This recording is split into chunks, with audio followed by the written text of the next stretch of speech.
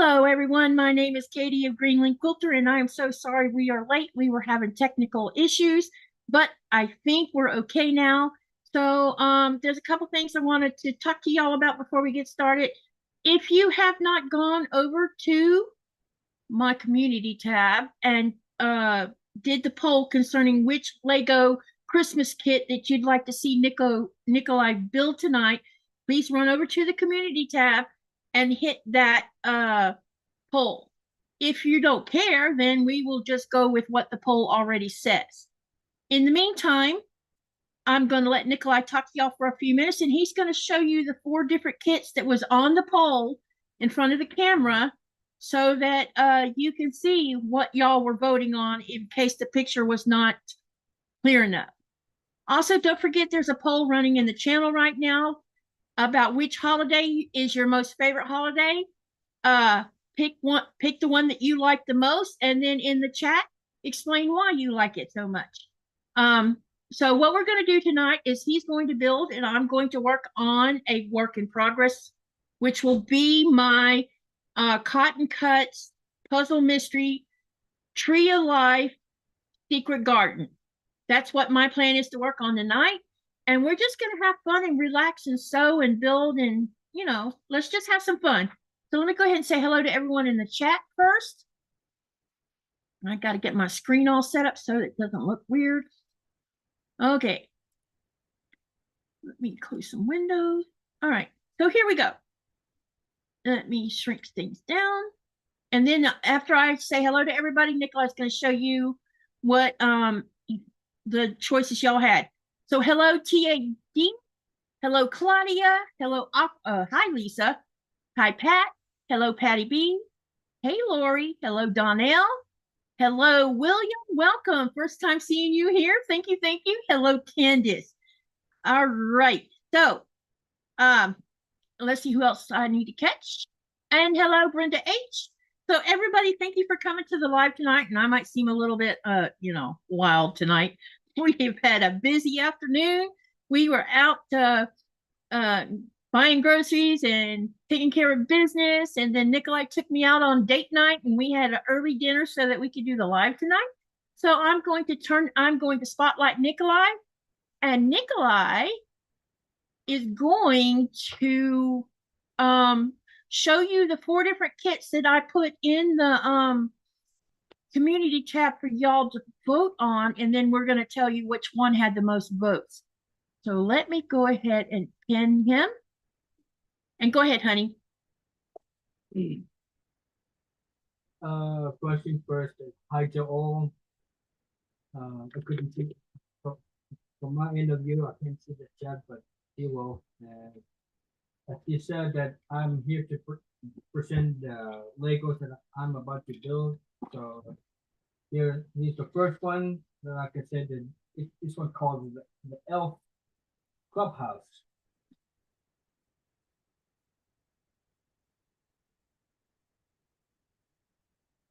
Okay, you can go to the next one, babe. All right. After that one, there's a house where Santa's about to dump some presents. It's a cute little house that I've been building before and been dismantled again. And here's what we got. Santa's home, where all the elves and reindeer are there, and of course some workplace where he creates toys for the good kids.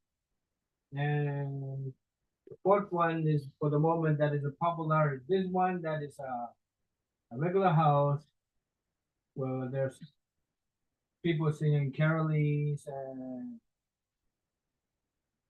Christmas trees have been decorated, and of course there's gifts at the bottom of the tree. You got all 4 of them? Yep. Okay, so now what I'm going to do is I'm going to share the screen for just a minute and show you the poll so you can see where the voting went.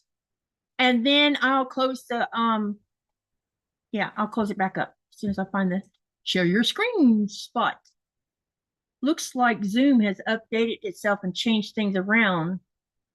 So where is the share the screen? Oh, there it is. Okay, so I'm going, oh, I need to take him off of, remove the pen. Okay, now let's go share the screen. So I'm going to share the screen. Okay. What? I thought I was going to share the screen. Yeah, this is so funny. Okay. Alrighty. Okay. I hope everybody can see what I'm looking at. You should see 4 different options on the Greenland Quilter community tab. And this is where several people voted. Option 1 got 25%. Option 2, wow, only 4%. Wow, that's very low. Option 3 got 21%, and option 4 got 50%. What's the name of the 50% one, baby? That's the Christmas house. That house where what do you call it now?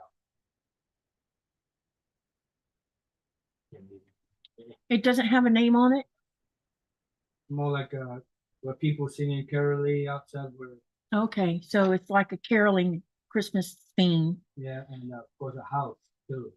Okay, so that's what he's going to work on tonight. I am going to be working on my Cotton Cuts Tree of Life puzzle mystery quilt.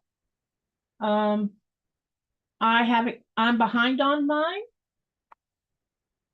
And so this is the colorway. And in case some of you don't know what a puzzle mystery quilt is, twice a year Cotton Cuts does what is called the Puzzle Mystery Quilt Along. It's a 10-month long quilt along, and it's a mystery. So every month you get a clue, and you sew the clue, and I'll show you what a clue, what an instruction clue page looks like. It'll look like this. And on the back, it'll have instructions on what you're supposed to do for that month.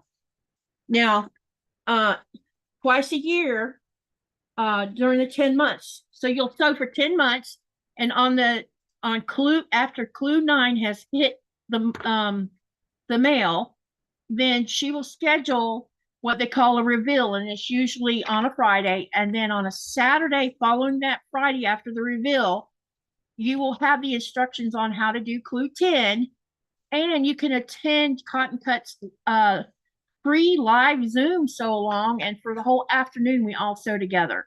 And it's a lot of fun because you get to meet a lot of people from different countries and different areas of the world, and they're all doing different colorways. I can't remember how many colorways there was for Tree of Life, but I signed up for 2. So Secret Garden was one of them, and the other one is Hope, and I'll show you the Hope one. I might have, hang on a second, let me get it.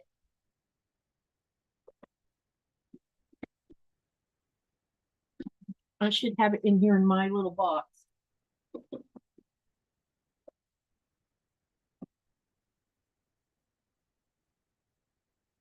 Maybe.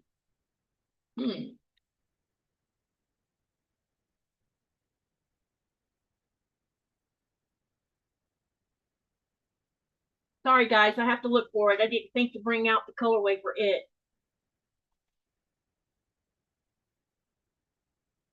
Actually, I can't find it. Uh-oh. Oh, here it is. I found it. Sorry. Oh, it might seem like I'm a little disorganized. Okay.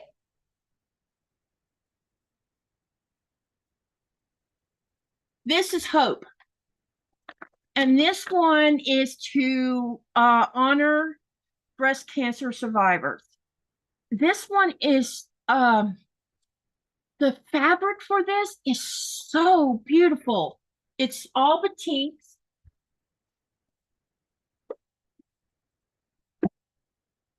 Here, I'm going to show you the colorway. Here. So these are the batiks that's for this kit.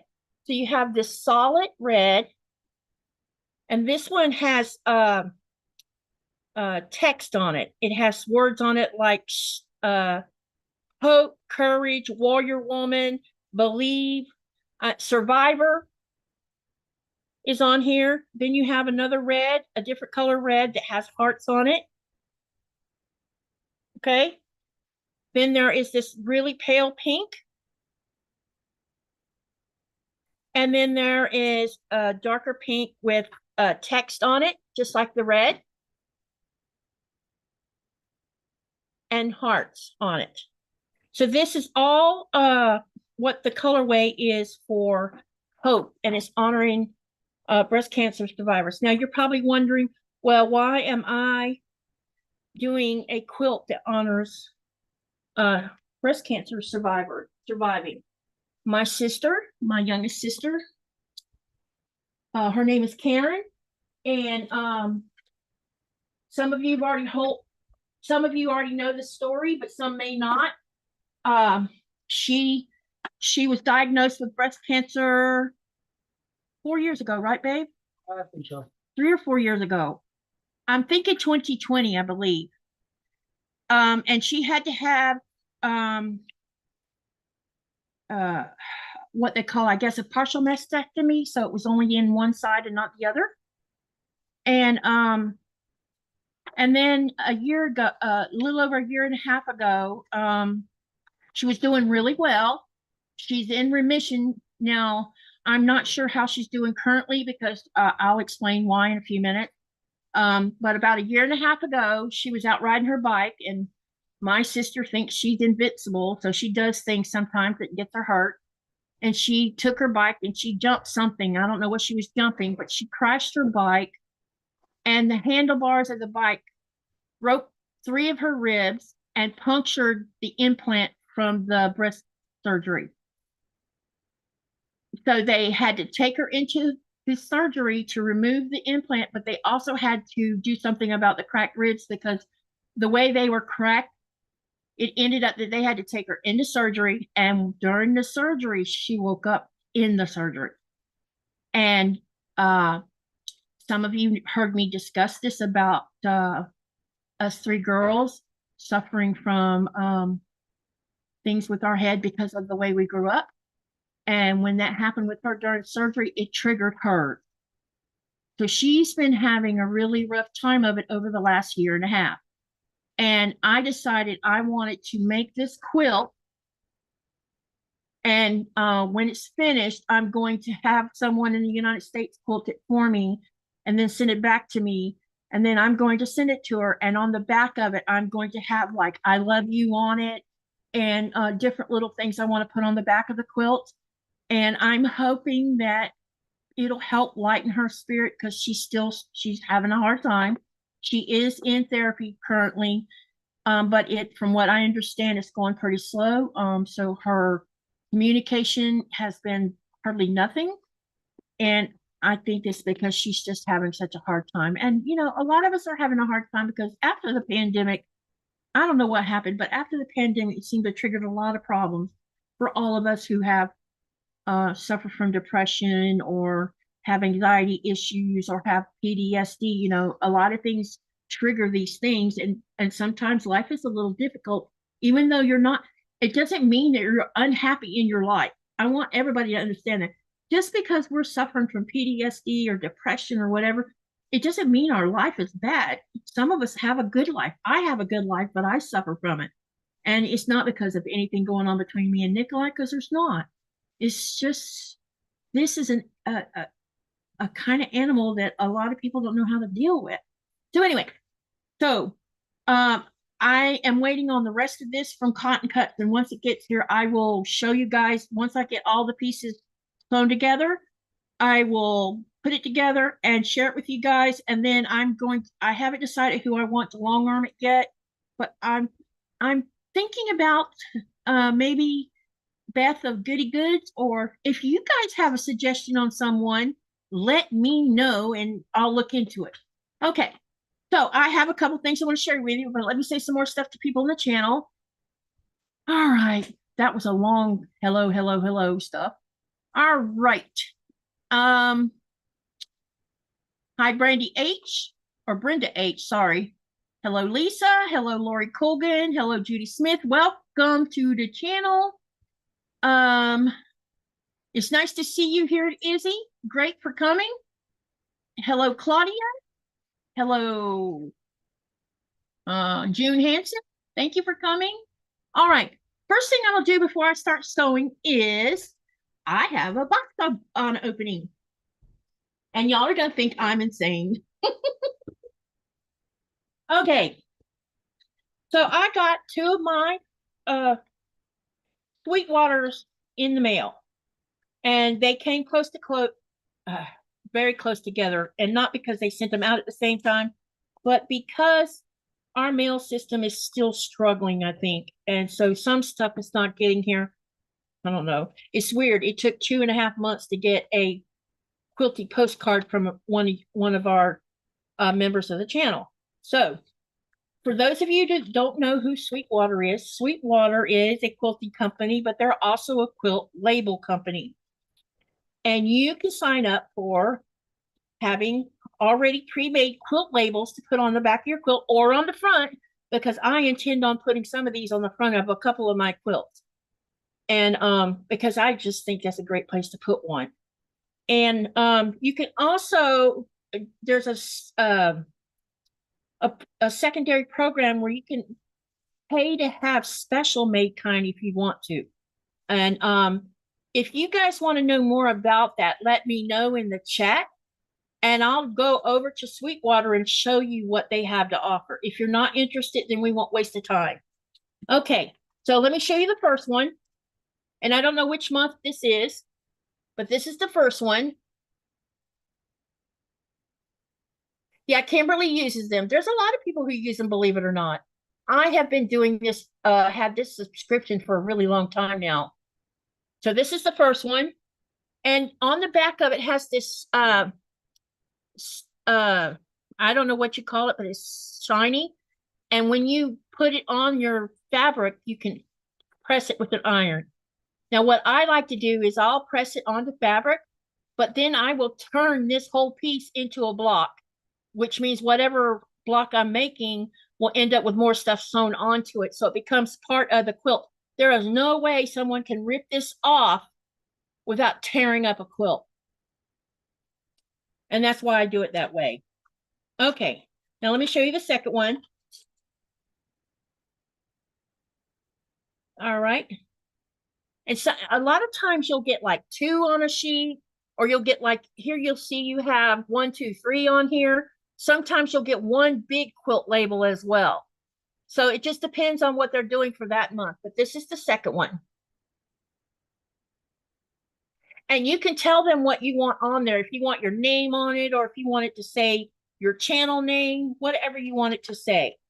Now we're going to be talking about my granddaughter in a minute.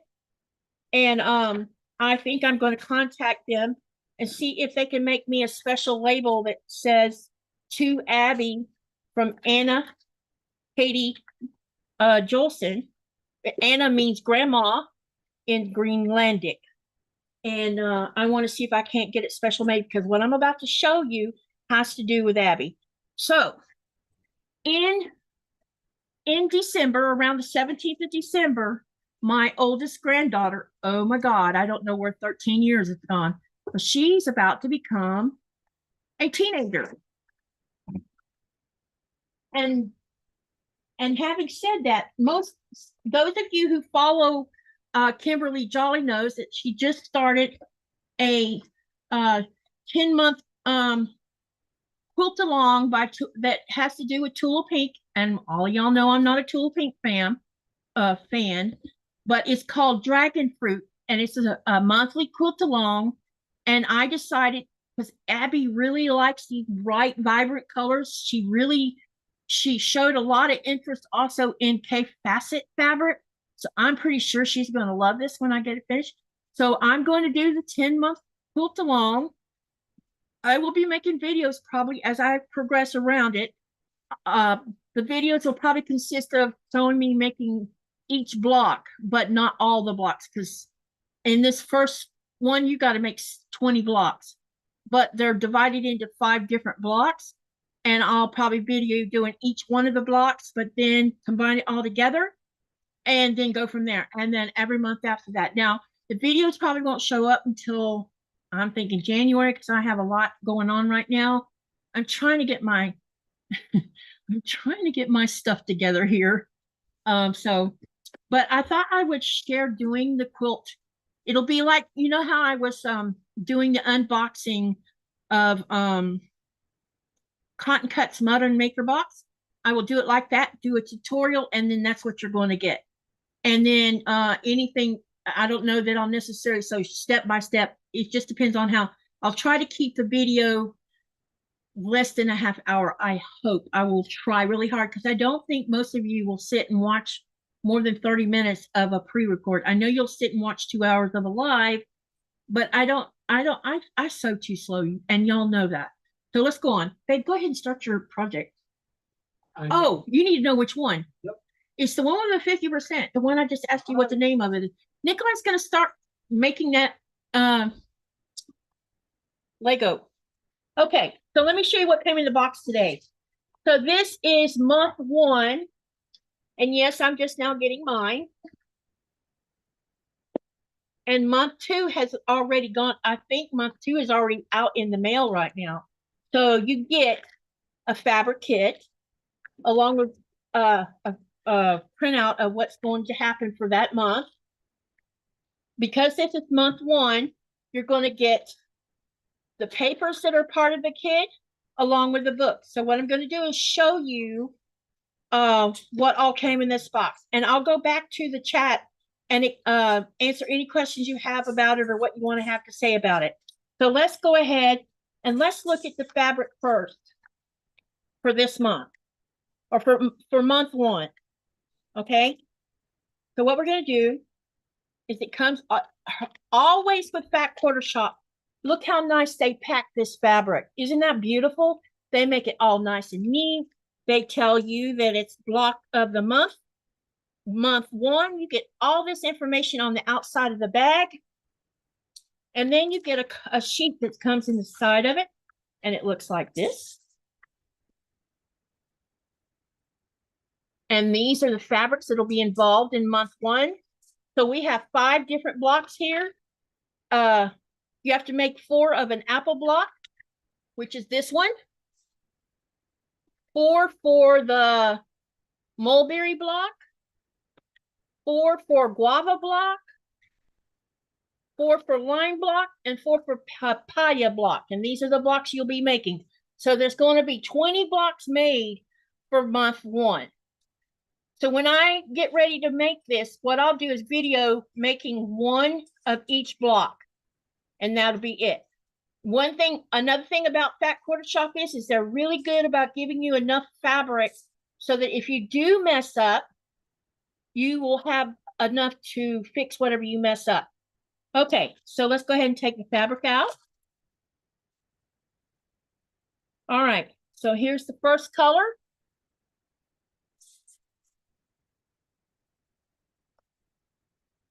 Second color.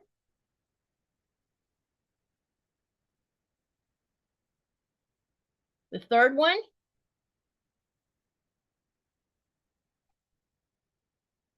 Here's the fourth one.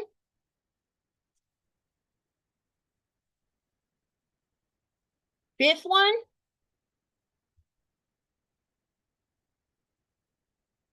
Sixth one. See all this fabric you're getting with this? This is a lot of fabric. I love this style of fabric right here. I would like to have this in yardage. There is this green, I don't know what color you call that, but there's this one. And also, you know how you just saw the light turquoise color here of this? Now you're going to see what is the background. This will be the background for the whole quilt. It's just gorgeous, this one. See, so some of Tulip Pink I like. And the last piece of fabric for month 1 will be this one. Okay? So, now that you've seen what's involved in the fabric for month 1. Now what I'll do is I'll show you what else came in the kit for month 1. And while I'm putting this back, I doubt I put it back the way I found it. The reason I'm going to make this quilt is it's going to be for my oldest granddaughter. She turns 13 in December. By the time I have this finished, because this is a 10-month long one, she will be, you know, I think what I want to do is when I get it finished, I am going to send it off to have it quilted, which means it'll be sometime, let's see, it started this past month, October, so it's October, November, December, January, February, March, April, May, June. So July is probably when you come in, you get too close to the end. And then what I can do after I do that is I can send it off for quilting to someone and then have them send it. I don't know if I may have them, whoever I hire to quilt it, I might just let them bind it while they've got it. And then instead of sending it back to me, just straight shoot it over to. But what I really would like to do is have it sent back to me, because Abby doesn't know I'm doing this, and then send it to her the latter part of, or send it to her mom the latter part of October, and tell her to give it to Abby on her 14th birthday. And her 14th birthday is December 17th. So, and I think it, and she won't know anything about this is being made for her. So I'm hoping her taste in colors and stuff won't have changed by then, and that she'll love it. Because, you know, I think she's going to love it regardless, because she's going to be a teenager. And, you know, a lot of times us teenagers, when we were teenagers, liked crazy colors, or, you know, some people were from the 60s and they were wearing wild clothes all the time. You know, I was born in 62, but I wasn't part of that 60th generation. I think my first pair of strange pants was those when they had the bell bottoms, and I think those were in the 70s. So now you saw the fabric packet. Now let's get to the other part. Okay, so you also get in this package, you get a block of the month 6-inch foundation paper pad. And in this pad, you're going to have courthouse step, the economy block, the log cabin block, and the square and a square. So let me show you. Oh, hang on, I don't want that to hit the floor. So let me show you what one of these looks like. So you get instructions on how to do the paper. And then you get paper that looks just like foundation paper piecing. So this one is called, I don't know if there's a name on here or not. Some of you probably know the name of this. This looks like courthouse stairs to me. Okay. And let me see what else there should be. And then you have this economy block in here. And then you have this one, which would be the log cabin. And then also in this packet should be a square and a square. Yeah, here's the square and a square. And you sew fabric to these papers. And this is to help keep you accurate. This is part of the kit. You also get a smaller block. This one's called 4-inch foundation paper pad. This one has courthouse steps, economy, log cabin, and square and a square. So it's the same thing, only it's in a 4-inch size. Then she also put in here a 3-inch by 6-inch flying geese foundation paper pad. And the flying geese paper looks like this. And then you get a really big pad here.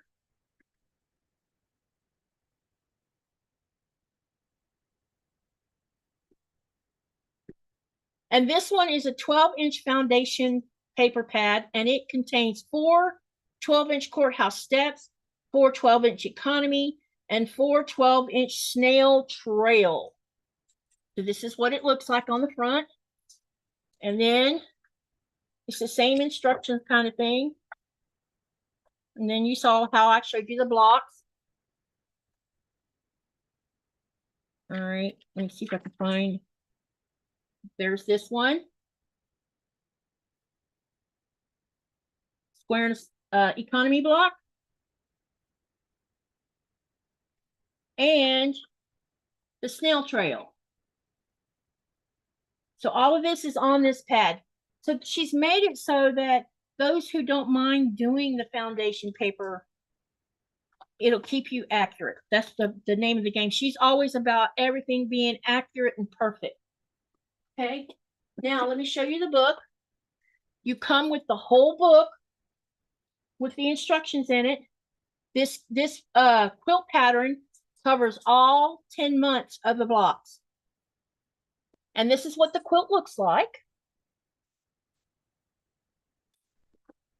And then on the inside of it, you have a table of contents right here, and it tells you where you're going to find what. So it goes by month. It'll go month 1, 2, all the way up to month 9. Month 1, you're going to do the apple block, the mulberry block, guava block, lime block, and papaya block. And you just keep on going. And then around month 9, you'll do the quilt center, border, and finishing. It also tells you all of the colors or the colorway that is going to be used in this quilt. That comes in the book. And then I'm going to show you this part.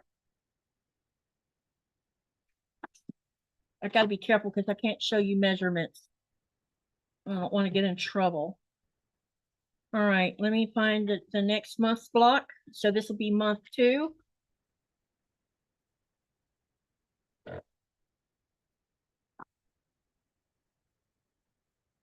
This is a picture of another Photoshop or photo shoot picture.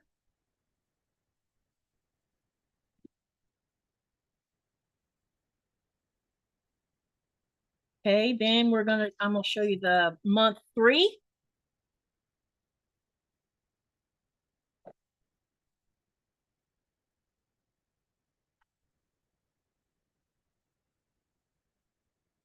Month 4.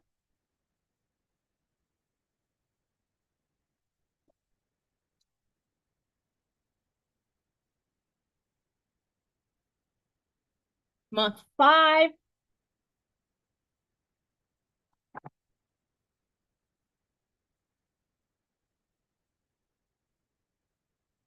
And this shows some more of month 5 as well.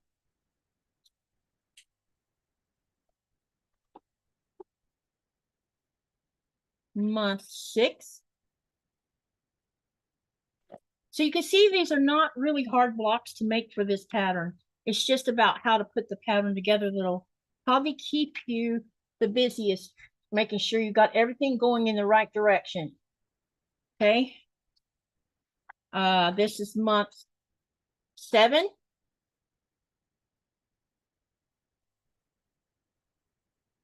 Did I skip month 6? I think I did.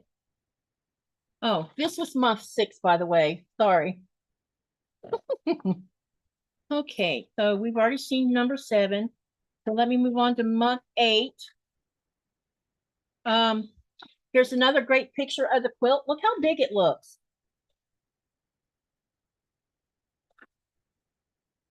And then month 8, this is month 8.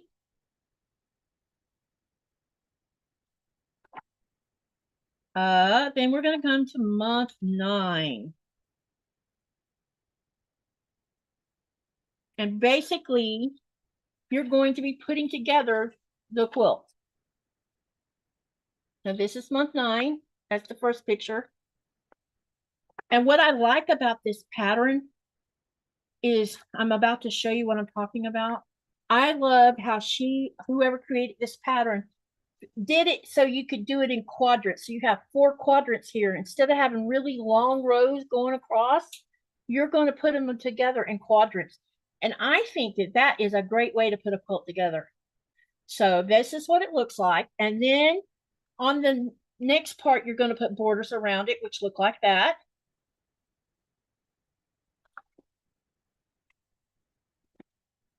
And then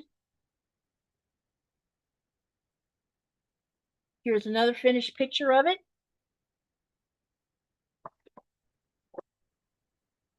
So for this block of the month quilt pattern, you get it finishes at 84.5 by 84.5. You get 4-inch foundation paper pad, a 6-inch foundation paper pad, 3-inch by 6-inch flying geese foundation paper pad, 12 inches of foundation paper pad, and is featuring the pint-sized prints and true color collections by Tula Pink for Free Spirit Fabrics. So that is the whole kit.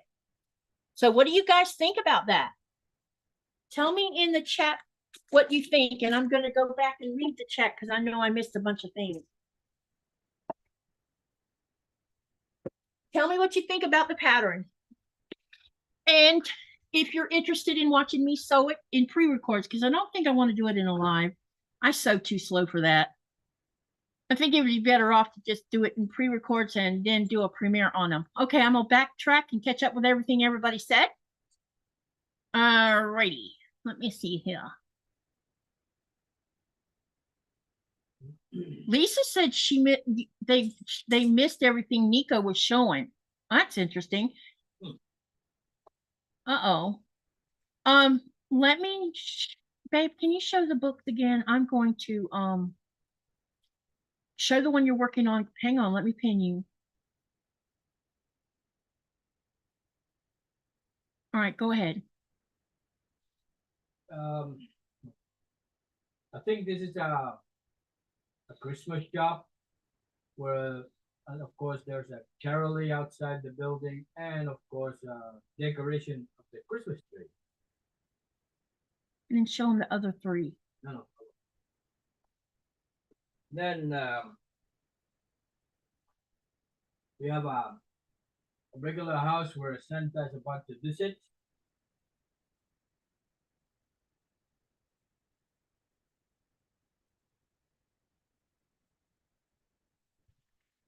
Honey, stop for a minute. Can everybody see what Nikolai's doing right now?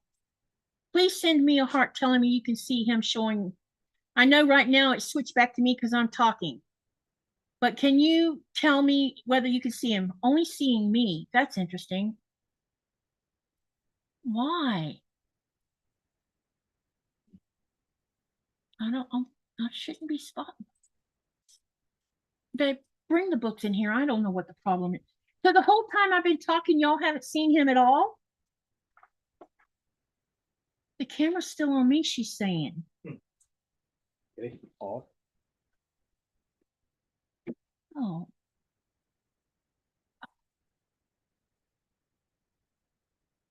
What?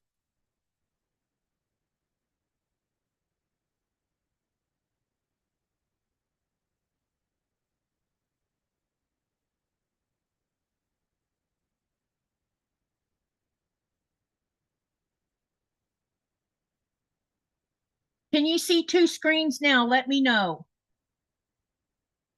Everybody let me know if you can see two screens.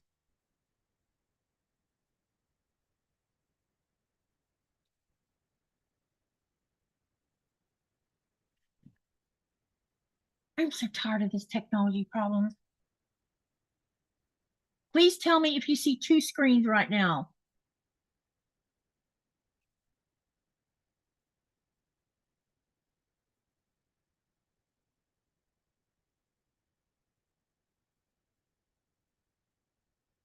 Just one screen.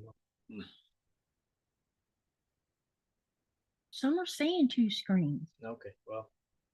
All right, so hang on a minute. Let me look at these settings again. Multi-speaker.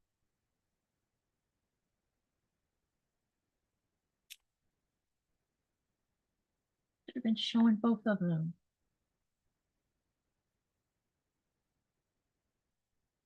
Terry says, I just see one. It's you and hubby. Yeah, okay. So I don't understand what's going on. I have no idea. Okay, go ahead and show them what you're going to do. All right, well, the first one, the one that has the 50% voters is this. Is I think it's a Christmas shop and a carolee. Then Christmas tree been decorated outside of the building.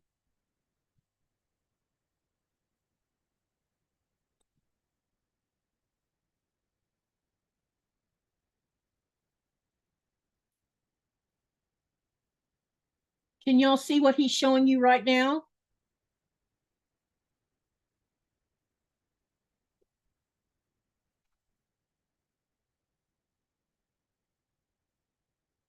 Then after that, there's here where whoop, Santa is visiting a house with a gift.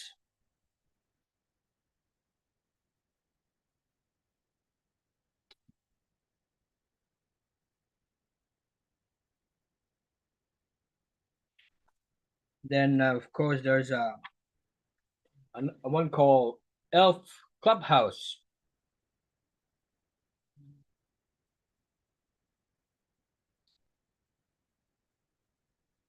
Okay, so they say they can see the table now, Okay, and they're seeing what you're doing. Okay. They see. Okay, I'm sorry, guys. One of these days, I'm gonna get where I don't make mistakes. I don't know why this happened. And of course there's this one too. There's Santa's house where and of course with his sleigh, and of course workshop area for his elves. Is this the one that got the least amount of votes? Yeah. So this one was the one that got the least amount of votes. Now, the one that got the most amount of votes Is this one. is this one. Now, show them the one that got the second amount of votes, the second largest amount of votes. I'm not exactly sure which one this is, but either this one or the Elf Club's house. Yeah. So next Thursday, he's going to do the second one, the one that got the second most votes. He'll do next week on Thursday. Harry wants to know if you're making all of them. I can only say that I have already made this one because it has the less vote. Do you want to show that to him? I will later, but right now I am in the middle of doing this. You know. Okay. Okay. All right. So let me backtrack and catch up on everybody since I just discovered that y'all weren't seeing anything he was doing. Okay. All right. Let me catch up on the chat and then I'll get to sewing. I don't know why Zoom is driving me crazy. They reset something in here, I think. Okay. I asked don't forget to do the poll. And if you have not commented on why you chose what you chose, please tell me. So I'm going to backtrack all the way back so I can comment on the people who commented on the poll. Claudia says that her favorite holiday is Christmas, and it's the one time of the year when all family can get together. Hey, and all right. Pat D says she enjoys family time and teaching all the kids why they celebrate the season. Okay. Brenda H says Christmas is a time for family. Okay. Nancy says Thanksgiving is a time for family to come together. So Nancy, is Thanksgiving your favorite time? Because out of all the holidays, I loved Thanksgiving the most, and Christmas came in second. But y'all have heard me talk about Christmas a little bit and how I did it different. Hello, Shirley. I didn't see you come in. All right. Let's see if anybody else made comments.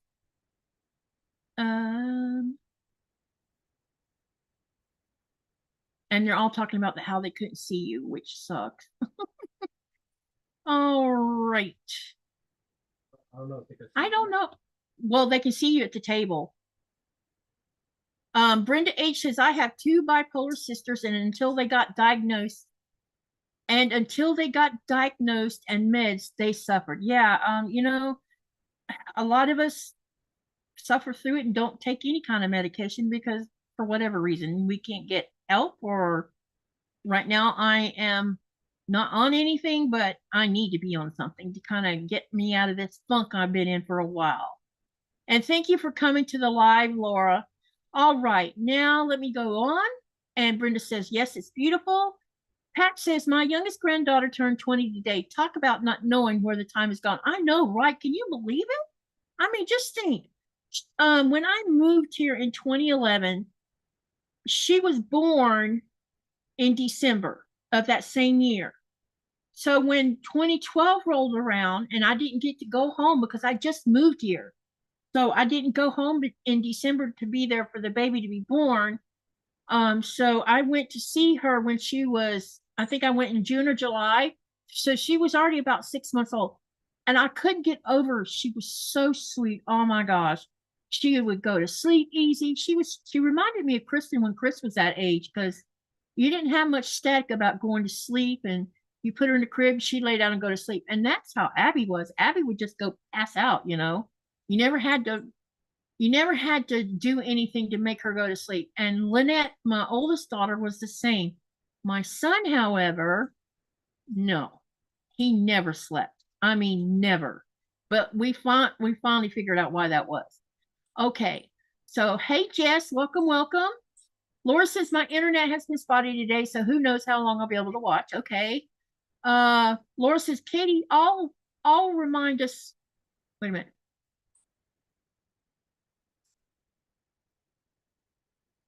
Yep. Thank you, Laura. Yes, what Laura says, please hit that thumbs up like button, because I'm always in other people's channels asking y'all to hit their thumbs up. So thank you if you'll hit mine. And Laura says, I've been thinking about doing the 2025 Designer Mystery BOM. Yeah, I've been thinking about it too. I haven't decided yet. All right. Hello, Maritza. Welcome, welcome. Hello, Lori Clark. Hello, Kathy Klein. Welcome. And she says her favorite holiday is Halloween. And yeah, I did put it up there, did I? Sorry. And June Hansen says it looks really nice. She's talking about the pattern and she likes the colors. Laura Supp says Christmas is my favorite holiday. When I was a kid, it wasn't always a happy time. Since my husband and I have been together 35 years, and we have made it priority to have a Merry Christmas. Yes. And then Candace said she could only see me, so people still weren't seeing you, honey. Yeah. And then we started talking about what was going on. All right, now I need to see hearts. All of you can see him at the table, right? Let me know. And Nikolai, are you making all of those? He's making, oh, I was in and out. He is doing voter's choice. Yes. So the voter's choice was the one with 50%, which is the one that he showed you. Hello, Joe. Welcome, welcome. All right, now what I'm going to do, because I've been sitting here talking too long, let me get sewing too. And everybody, there's hearts, so everybody must be seeing you now, baby. That's good. I need to figure out what the deal is with this camera. I don't understand why it's giving me so much trouble. Like with the new setting for Zoom, you. It does tease me and it aggravates me at the same time. I'm like, why you gotta be a butt? All right, so this is clue 1. I've got to figure out where I am on all of this.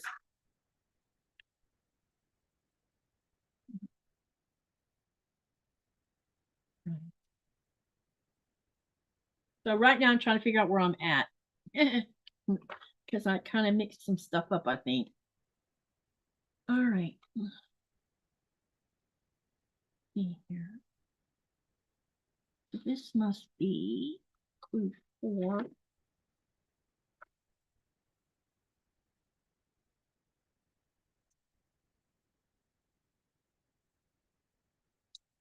Okay, what I need to do is I was working on 2 different clues, and then I went and put them on top of each other, which was probably a bad idea. Here's clue 2. So I'm going to press clue 2 first, and then we're going to work our way toward getting where I need to be on it. All right. Everybody's putting hearts up there so they can see you, babe. All right, good. All right, let me get the iron fired up.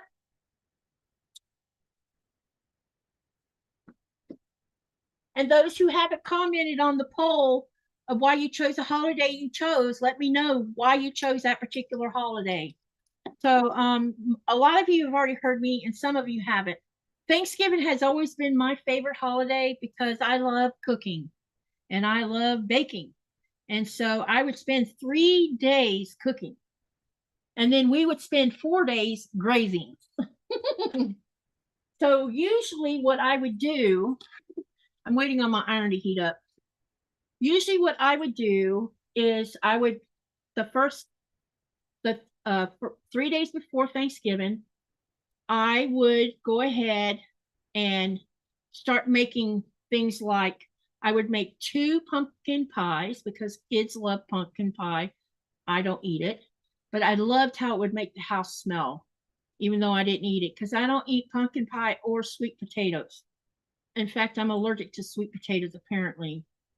I would make 1 cherry pie. So now that's 3 pies. I would make an Italian cream cake. So there's a cake. That's 4 sweets. Then I would make a cheesecake. That's 5 sweets. Something else I would make. I think that was it. It would be 2 pumpkin pies, a cherry pie, cheesecake, and an Italian cream cake. Now, if I had time on that same day, the kids would come and say, Mom, can we make cookies? And we would make something like either we would make chocolate chip cookies, or we would make peanut butter cookies or oatmeal cookies. One of the 3. If I didn't have the time to do it, then we didn't. On that same day while I was baking, I was also making deviled eggs. That would get pre-made. Potato salad would get pre-made because I made everything from scratch. And that would be usually my day: potato salad, deviled eggs, and then all the sweet stuff. On the second day, or the 2 days before Thanksgiving, then what I would do is I would go ahead and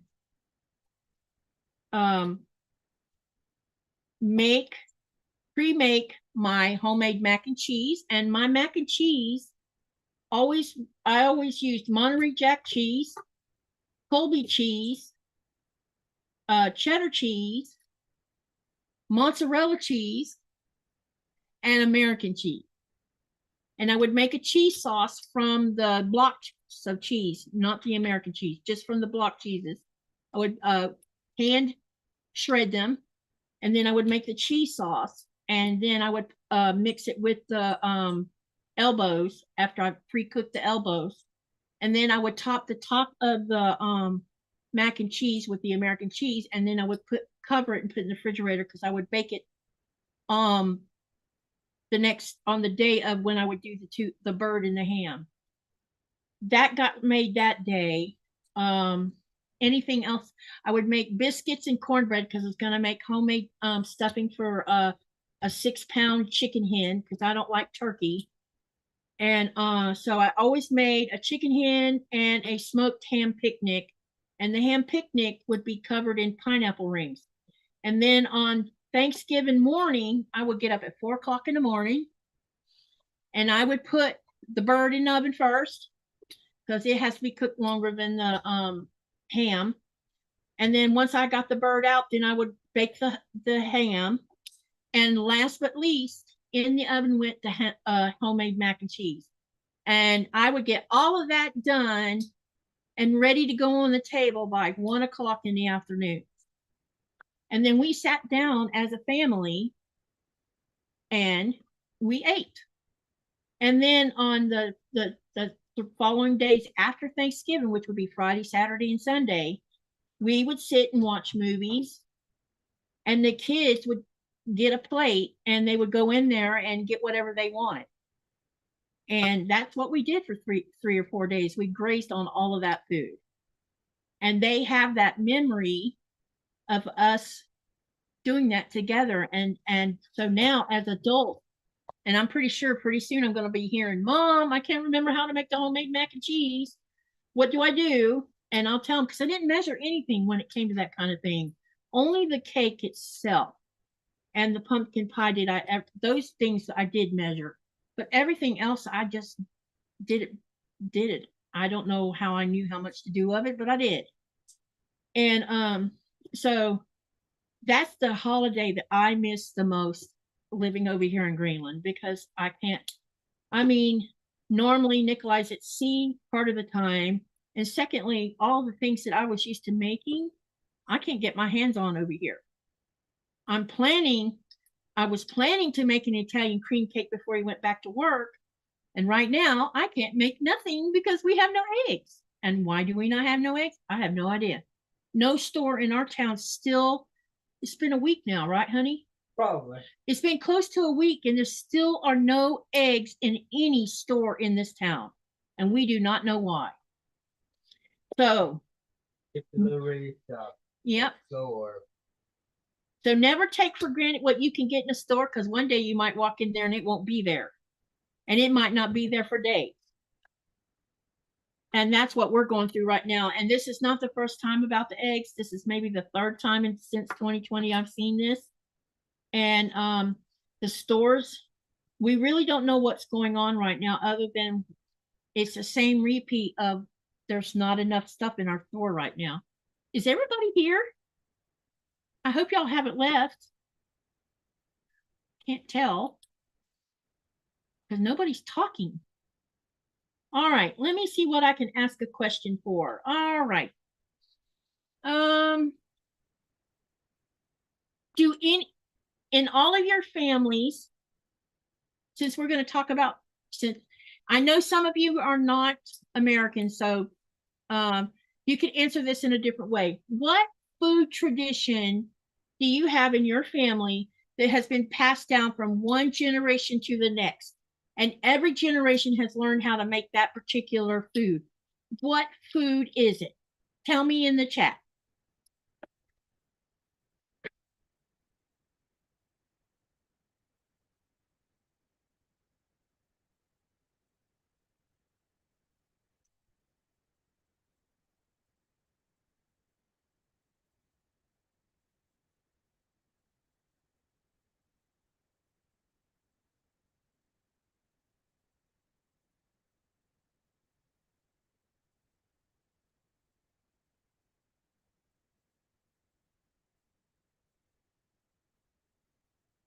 I could tell you that holidays were pretty hard for me because trying to think of the most gentle way of putting this. I have always been, my whole life, been envious of families who had love in it. They were together. The kids were happy in their lives. I mean, I had always wished that my family had been that way. And when I hit adulthood and started having a family of my own, my heart ached because I wanted to be part of my family. Even then, I still wanted it. And it just didn't happen. And so me and the kids, and and we tried with their dad and his parents, we tried to make a tradition of our own. And it was super hard because, it was just us mostly. So we never had anyone over our house for the holidays. It was just me and the kids, always me and the kids. And, I think that now with my oldest daughter, her husband's family is more family oriented. So she's getting to be part of another family and they do family things together on holidays. And with my youngest daughter, I think it's similar. Sometimes they go, sometimes they don't. Thomas don't have anyone to go to. I mean, him and Blaze have nowhere to go because they're in Georgia. It's too far to try to drive to Lake City, and that takes money. And yeah, so I'm hoping that he'll get to attend some kind of Thanksgiving dinner somewhere in the town he's in, and at least him and Blaze will get to participate in doing something. I wish I could go home and cook for them, but that's not possible this year. We're at the States though. Watch me. Huh? We're at the States, Yeah, if we lived in the States, we could. I mean, you were at the holiday in the States this year. Oh, because we went earlier in the year. Yeah. I haven't got to, we haven't been to the States in the fall in a while.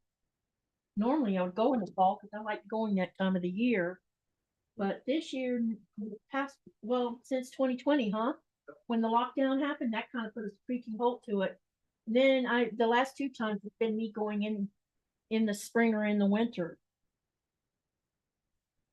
I really prefer going in October and not coming home until October or November. I do it into October, isn't it? And then don't come home until after the first of the year.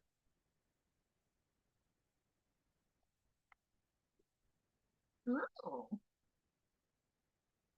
All right, now let me get these steaming press open.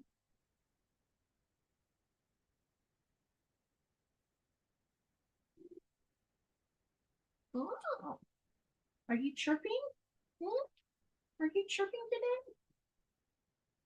today? Tree's up. Huh? The tree is up. Okay, you can show it to them if you want. Put it up in front of the camera. They should be able to see it. Hold it up there at least 20 seconds so they know. The tree is up for the moment.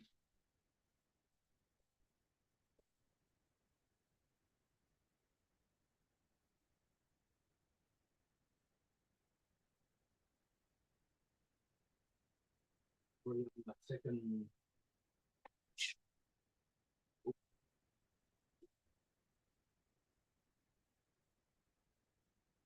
I'm pressing right now, so tell me what your tradition is, what food is passed down from each generation. The reason I bring this up is the Italian cream cake. I actually looked up who came up with the Italian cream cake because it's not an Italian cake, meaning it didn't come from Italy. Someone from Texas is the original creator of the Italian cream cake. So it's actually a Southern cake is what it is. And it's because it's got buttermilk and pecans in it. And so that makes it more of a Southern cake. And my family on my mother's side has passed it down for the last 5 generations. So I am number 4 generation, and my kids are number 5 generation, and all of them but Thomas knows how to make it, and I'm going to teach Thomas how to make it. Some Pam B, hello Pam, or no, Patty B. Patty says she chose option 4. Oh wait, that might have been option 4 for upstairs for the other poll. Oh, Christmas. Okay. Patty, tell us why you chose option 4.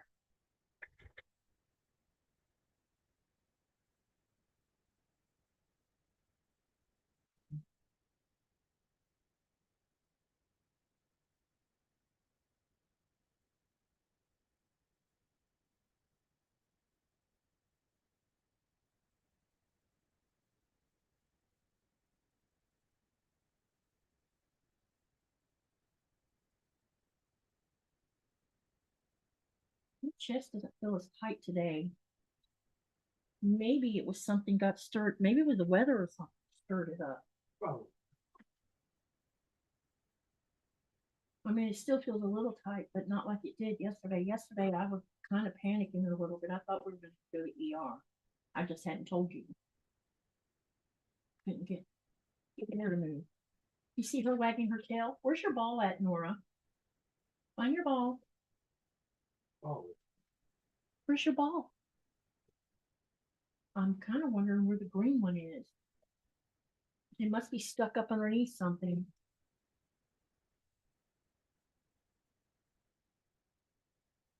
I'll be right back, you guys. I'm just trying to get this pressed. And then I'll show you what this one looks like, because this one's finished, I think. I think this Secret Garden, some of you probably saw the live for the reveal of the Tree of Life. And there was a Secret Garden shown, but it was for the small. I'm doing the large, so my large is going to look different than that small one. She might be hungry. Mm-hmm. You have to wait. I know, she can wait. We brought fresh food home, so. Okay. Yeah, I know, bro. I'll cut it out. Nora, come. Sure, that's what they want, but you actually get nothing. If they don't, nothing here. Well, I gave her an apple, and that must have appeased her for a bit. What you need? There is 8 of these for me to press. That's why it's taking me a bit.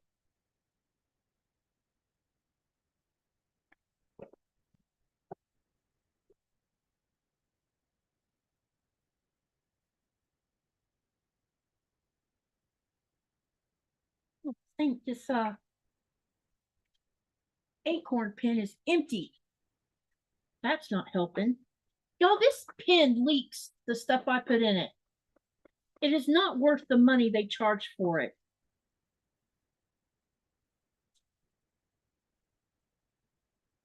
I don't know if anybody else has leakage with their acorn pen or not.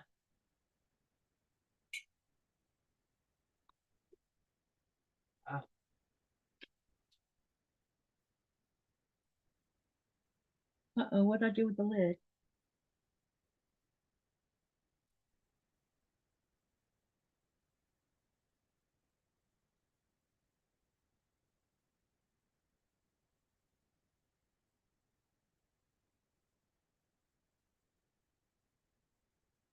I use the acorn pen just on the seams, especially where I have multiple seams coming together, and it seems to help a lot. I try not to put too much on there because I don't want to end up with wonky blocks.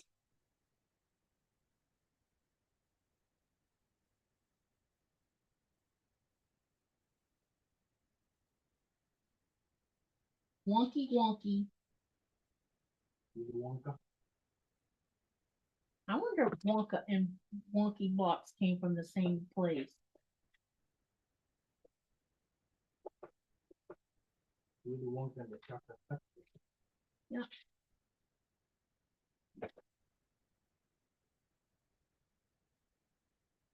All right, we're almost there.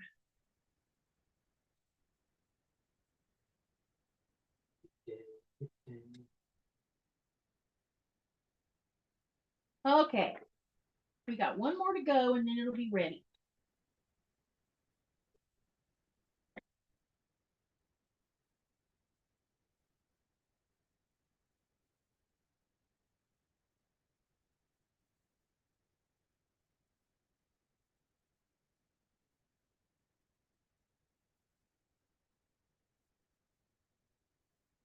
Hey, hey.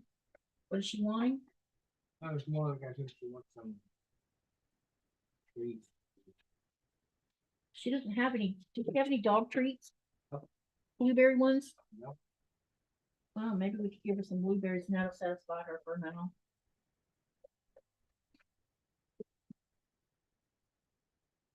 I'm almost there, you guys. I have to say, I wasn't sure I was liking the color, some of the color on this, the yellows, but I'm getting used to it now, and I think this quilt's going to be gorgeous when it's finished. It's definitely going to be something I haven't done before.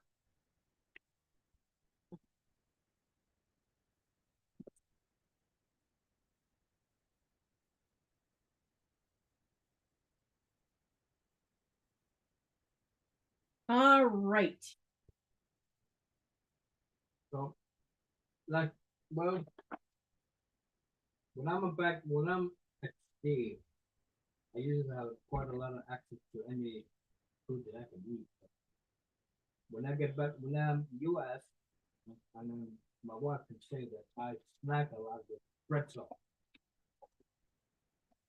Y'all, if you ever want to be generous and send something our way, send us a big container or a box full of them of Snyder's pretzels, the bow tie pretzels. He loves them. Yeah. I mean, loves them. I thought I liked that particular pretzel, but he loves them even more than I do. Okay, so this is the clue 2. Well, and you had to make 8 of these. very much say there, I don't know how many I ate. Probably A lot. a lot. Probably more than I've eaten. Yeah. So I had to make 8 of these. And the reason I mentioned this is here where we are, we can only get what we call stick. It's close, similar close to the pretzel I can get with the Snyder's pretzel. Well, you can actually buy pretzel sticks in the United States. Yeah. But most people like the bow ties over all of it. I could be wrong, but I don't think I am on that one. Okay, so there's 8 of these. So I'm done with clue 2. Oh boy, I keep dropping things. And what I need to do now, if you're a newbie to PMQ and you're working on yours because you're behind too, make sure the instructions tell you to label these. Put a label on each one of them, not just one, but all of them that are. So this would be 1. This would be number 2, so it'd be 2. If there was 2 parts of 2, it'd be 2A, 2B. But there's only 1 part to this one, so you would just label each one of them number 2. And you're going to say, well, what does that matter? It does matter, because when you get to the final clue, all of these numbers make sense. And it keeps you from getting everything confused and messed up. So always, always, always label your stuff.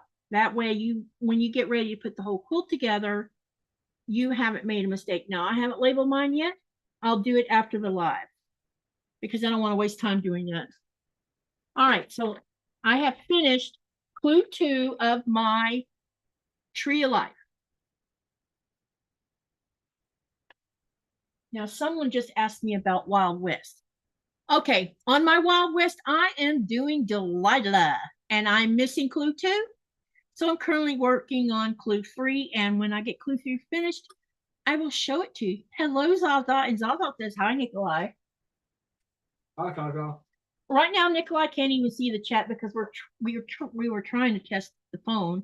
He's getting better video with it, but I think the video showing him what he's doing is better than what the laptop was doing, but it's put him at a disadvantage because he can't see the chat. Unless you use your other phone for that, honey. I don't know. Or you can have my phone and you can watch the chat if you want. Okay, so now what I'm going to do is I need to figure out where I am on something here. All right. I think that I'm currently working on clue 1. I don't know why I got 1, but I think that's what I'm working on. Because I was missing pieces and I had to order some extra pieces. Not because of them, but because I lost them. Oh yeah. Those toys that you can get in the stores where it's a square box where you crank it up and the head pops up. What was it? Oh, the Jack in the Box? Okay. You know why I said that? No. I have a Jack in the Box. Stick it in front of the camera where they can see it. I will. First one.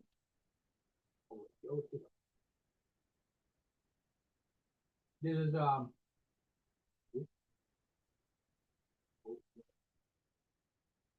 Jack in the Box. Jack in the Box. Jack in the Box.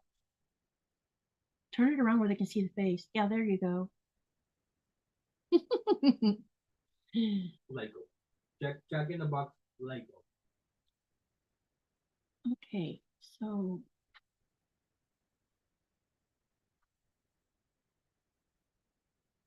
part of the Christmas present with that Lego on the building right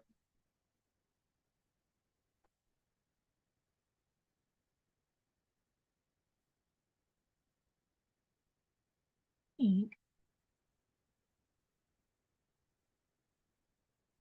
I'm a little confused. Nothing new, right? You know what? I think what I'm going to do is put these 2 aside. So I don't waste time trying to figure out where I am on it, and just start another clue, and then come back to it after the live and work on it that way, so I can figure out where I am on this stuff. Because I think I got something mixed up. So let me do that. I think that's a better idea. Okay, hold on, y'all, while I figure this out. Clue 3. What is it?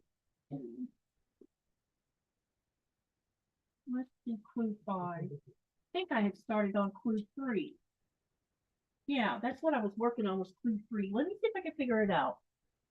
Because I started it on the live the other day. All right, clue 3. Yeah, that's exactly what I was working on. So DC. All right.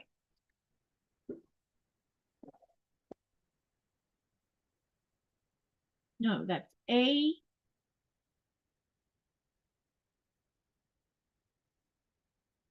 AB.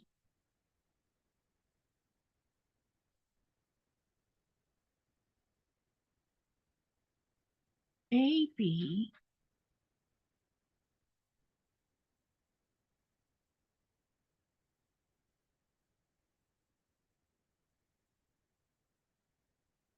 Sorry, guys. Let me catch up in the chat real quick. All right, let me back up. How's everybody doing tonight, by the way? And what's y'all's weather going on right now? I'm going to backtrack for all the questions y'all answered.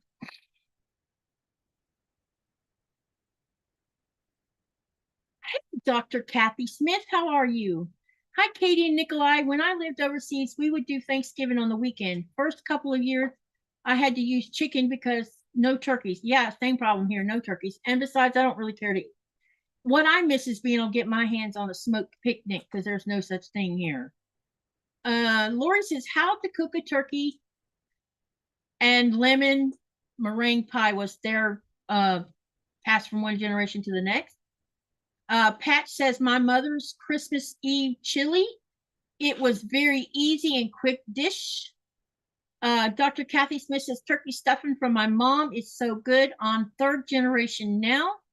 Judy Smith says, sorry, not chatting, as I am machine quilting my Santa panel. I like Christmas best for a lot of the same reasons you like Thanksgiving. Yeah, I like Christmas too, but Thanksgiving ranks above it.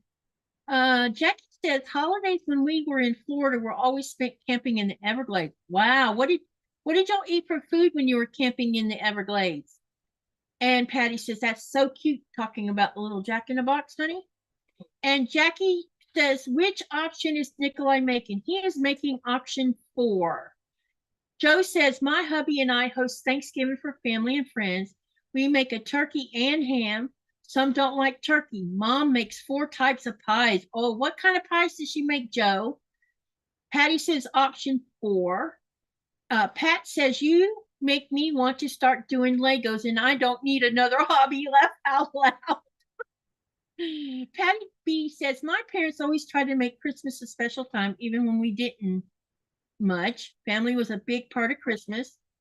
We didn't have Christmas when I was in my teenage years because we belonged to a church that didn't celebrate Christmas. So that was taboo. You didn't celebrate Christmas. Okay. Jackie says, I store the pens upright, don't get any leakage. Also, fill a clover pen with acorn liquid. I can't afford the liquid. It's too expensive. Jackie says, hi, Laura. Jackie says, Katie Wild West. Yep, I'm doing Delilah. And then Zaza said hello to everyone. What was it that asked for? What you watch? And It was you would have to ask me that where I have to back scroll again. It was someone did because I mentioned who it was. You can show it in your thing if you want. this No. is, I am building. I think it's a Christmas shop with a Christmas tree outside and with the Christmas carols singing at the same time. Yep, that was option 4. This was option 4, yes. And that's Jackie that asked that question. I found it now. Now I got to scroll back down to where I was at. Jackie says Tree of Life was the first one that she didn't like the colorway when it was all assembled. Which one did you do, Jackie? Pat says she loves it. Zaza says traditionally in Scotland, New Year or Hogmanay, and I bet I just butchered that word, New Year's Eve was the bigger holiday. Christmas was only a half a holiday. New Year was 2 days. Wow. By the time I was a kid, Christmas was bigger. Pam says she has to go. I'm sorry if I didn't say bye to her before she left. Bye, Pat. Patty or Pat. It was Patty. Yeah, Patty B. Jackie says it's 65 degrees in Phoenix, Arizona. Dr. Kathy Smith says she always loves chili. I don't like chili. So when mom would make chili or beef stew, I was eating peanut butter and jelly sandwiches. Laura Sub says, Jackie, I have a tree of life, but haven't finished the last couple of clues. Life got in the way, but I really did not like the finished quilt. I'm not inspired to finish it. What colorway do you have, Laura Sub? Jackie says, Thanksgiving and Christmas dinner, we went to the hotel at Flamingo for dinner. What kind of restaurant is the Flamingo? Vintage Style Joe says meringue, chocolate, apple, and key lime pies are passed down from generations.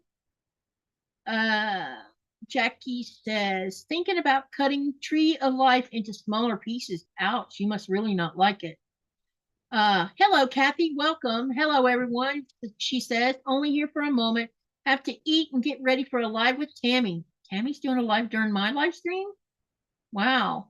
Jackie says, Katy, I think it was called Secret Garden. Yeah, that's the one I'm working on, and I'm loving it now that I've seen what it looks like, but I'm doing the large. If you saw the big live and they showed the small one, but the big one's going to be gorgeous. Kathy says it's 7 degrees here in Louisiana.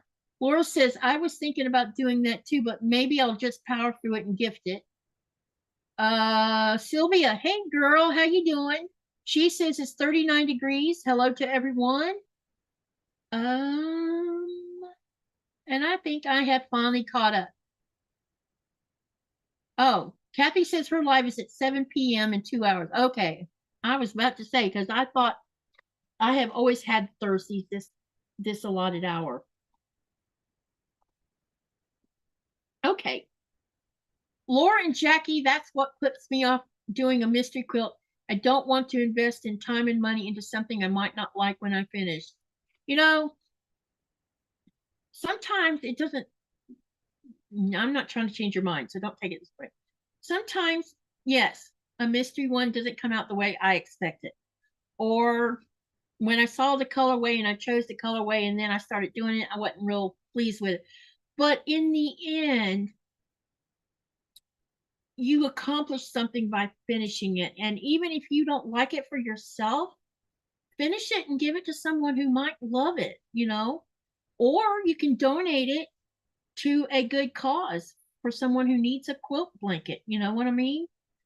Yeah. The beauty of this whole thing is you're sewing and you're making something, even if you hate it. And in the end, you will have accomplished making it. Jackie says, for me, the Tree of Life has way too much gold in the center. Yeah, it's pretty bright in the middle. That's the one I'm working on right now, by the way. See? And when I got it, when I saw the colorway was beautiful. But when you start putting it together, you're like, oh, I don't know, you know, and that's okay. I will, if I discover that I don't like it in the end, I'll give it to someone. You know, it doesn't matter. I just like sewing, so that's the beauty of it. Okay, let me see here where I am on this, because I think I have messed something up.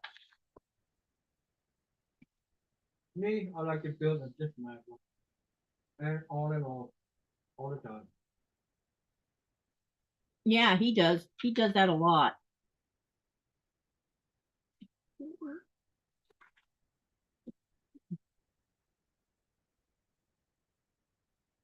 I love listening to audiobook. Yep, we've been listening to Anita Blake while we work together. We are on, what book are we on right now? Affliction, right? No, we just finished. We just finished Affliction. What are we starting next? Jason. Jason, yeah, that's right. So we had just finished Affliction, and now we're starting on Jason. And yeah, we're getting further up the book numbers now. Jason's only short story less than 5 hours. Did you buy the last one? I think so. Okay, because the last one's the one where I think they're supposed to get married in that one. I am going to have to I think I got all of them. okay. I'm going to have to put this one aside because I don't know where I am in it. Means I got something mixed up when I was moving things around. So I need another design board. And just start number 5.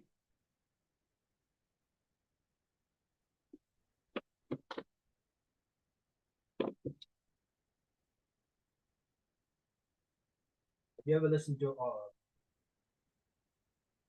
Harry Potter books, honey? No, because I'm not much of a Harry Potter fan. Oh man, you should listen to it. Just I listen. mean, I wasn't thrilled with the movie. You just have to listen to it. It's fun. Now, if you put Lord of the Rings on, I'd listen to that. I got them too, you know. But I wanted you to finish. Well, you're enjoying the Anita Blake stuff, aren't you? Yeah. Well, I got a lot of book titles too. Yeah, you do. You listen to a lot more than I do. I'm selective on what I want to listen to. Well, the reason I do that is that I have to have some kind of hobby with it when I'm working on board. I know. Part of the job. Part of your job description, right? Yep. Sometimes people look at me when I start laughing. I bet they do. Especially when something happens in the book where whoever that character that I'm listening to make a little fall. They're like, uh-oh. Bad thing's going to happen, or something like that. It is always funny.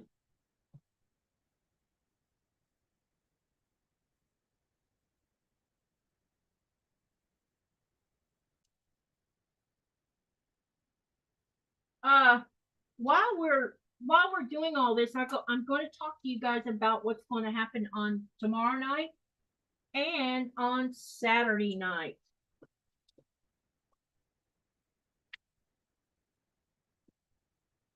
Well, I'm going to go ahead and start a different clue because I'm confused and I don't have time to figure it out right now. So we're going to do clue number 5.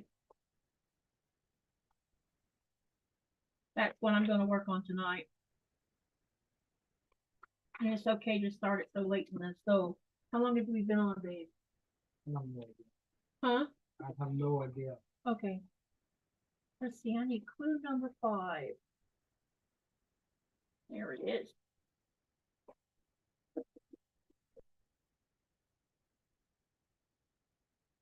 All right. Now I will not have myself all confused. Okay, so let me see what everybody's saying now.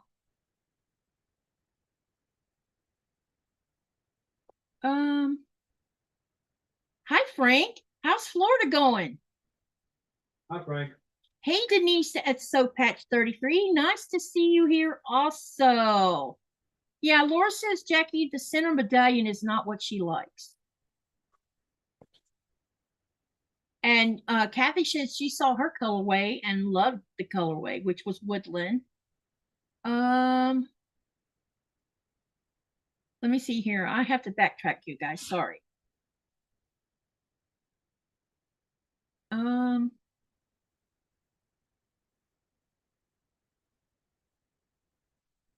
Kathy says, I figure if I like the colors that I won't care what the design is. Then Laura says, Zaza, this is the first one that I'm doing. I've loved the finished design on all of the previous ones that I've seen. This is a design issue. It is a lot of money to invest and not like it. Yeah, you have a point there. And you know, you might could send an email to Kim and explain why you are not happy with it. I don't know. It's a good way to give feedback on something you don't like or how it came out. Laura says the center is what she didn't like. Jackie says, for Wild West, I am doing the Lori Holt Josie, more my taste in fabrics. Yeah, I've been seeing some of the Josie ones, and man, it's pretty vibrant on there. Laura says, I am going to cut it into a table runner and placemat. And Frank says, hi to us. Laura says, Wait, Zaza says, Laura, especially as I got international shipping too, everyone seems to be doing them. And I had serious FMMO, but I'm definitely got over it. I don't know what FOMO stands for. So if you want to type it in the chat, go for it. All right. And Laura says, Jackie, for the Wild West, I got Calamity, but this is the last one I'm doing. I'm going to order the Fat Quarter Shop Design Mystery instead. It is a Coriota fabric, and I think I'll like it better. Jackie says, Wild West is probably going to be my last one too. Zaza, Laura says to Zaza, you saved money not investing in Tree of Life. It really isn't my taste at all. I guess I'm too traditional. Laura says, Jackie, I really have loved every single one of the previous PMQs. This one, not at all. And Frank says, it's still too hot, Katy. Oh my gosh. Kathy says, I did a small Tree of Life in Purple Mist, and I love it. Looks more like the sea and Greece than a tree. Alexandra said, or Zaza says, Laura, that's definitely my feeling about it. Denise says she no longer celebrates the holidays. Jackie says, fear of missing out. Joyce says, hey, Katy, Bug, Nikolai, and everyone in chat. Hey, Joyce. Katy, fear of missing out. Oh, okay, gotcha. All right, now I'm caught up. All right.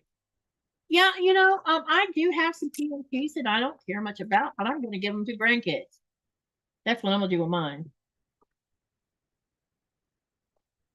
But I wish I had chose the batik, but I thought I would be put off by. I love batik, so I don't, you know, any batik's fine by me. But I've been trying to expand my horizon and do something that's not inside my box.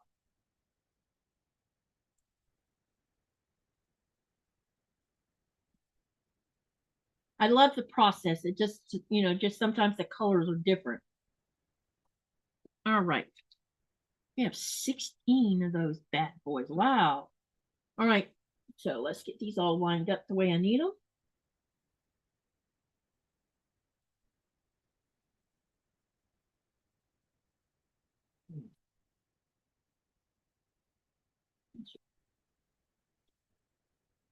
These all must be the same. No. I have to be really careful because some of these look the same to me. On these flower ones, you have to pay attention to what you're doing because you could accidentally put the wrong ones on the wrong spot. But it looks like these may all be C because they have the big flowers on them. At least that's what it seems like. So, yep, we're only working with A and C on this group. Okay, cool. All right, let's get sewing. I've messed around too long now. All right, while I'm sewing, I'll talk to you about tomorrow night. I am having a live. I usually don't do lives on Fridays, but it's the only time frame that me and Jess of So Blessed with Jess can get together. And we'll be sewing this Friday, this coming Friday tomorrow together. And then the following Friday, we're going to be sewing together as well. And I'm not going to tell you what we're working on until tomorrow night or tomorrow afternoon. We're both excited because we're both doing this. The patterns are designed by Lori Holt. I'm not sure what fabric she's going to use for her pattern, but I'm using batiks for my Lori Holt pattern. And we're going to work on the pattern tomorrow night or tomorrow afternoon your time, which is tomorrow night my time. And we're going to sew on it, and then whatever's left over to be done, we're going to do the following Friday. And it's a small project, so we'll be able to eat. I'm not sure what she plans to do. I don't know if she's going to make more than one.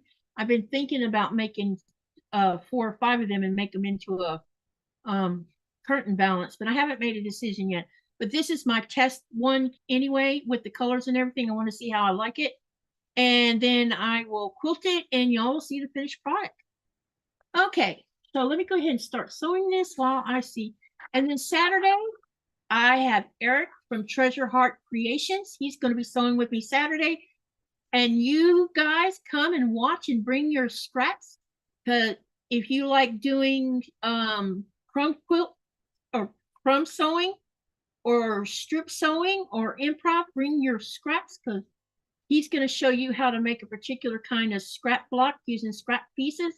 And I'm going to do a different kind of block using string, doing this string style. And we'll show you how to do it. And we will be sewing together this Saturday and the following Saturday after that, so that everybody has a chance to learn how to make these particular blocks. And that's what's going on. So I have 3 lives in a row this week and 3 lives in a row next week. All right. I have to sew 16 flying geese. For clue number 5. So let's get started. Can I shoot them? Are you going to shoot the geese? Yeah. What are you going to shoot them with? I got a shotgun. You do? Yeah. Right there in that Lego kit? On a Christmas kit? I have a hammer here that I can throw at them. You're so funny, my love. Always the comedian. That's what I love about you. You always find ways to make me laugh. Oh, my God. Yep, I know. You say that's your job. Ooh, that was not cool to do that. Ah, I think I just broke the thread. I sure did. That was not good. Uh-oh. I have something. Oh, no. What that need to do? No, come look. There's.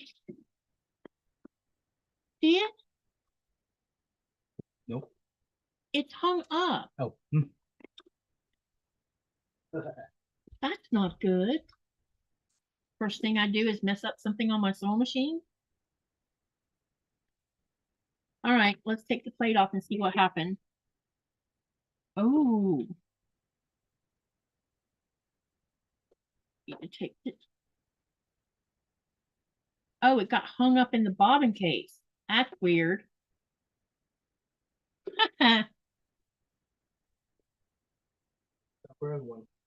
Yep, and look at all these little dust bunnies I just found. I don't know if you can see this or not. That was inside my bobbin case. All right, I need to, since I got this off, I better get some of this dust off of here. Okay, so now you get to see me clean my bobbin case. Or my where the bobbin goes anyway.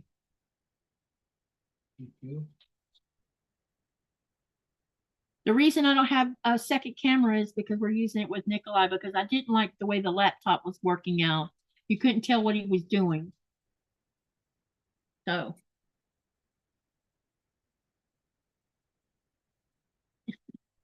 Can you see that? That was inside the bobbin case. Hey. That was just a piece of it. There's another big piece of it over here. That might have been why it done that. Like, warning, you have too much garbage in here. Please clean it out, or I'm not going to sew for you. Yep. Now let me.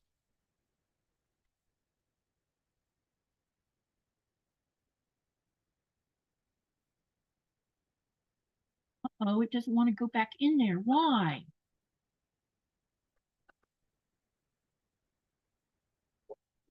Why, oh, why don't you want to go back in? Something is wrong.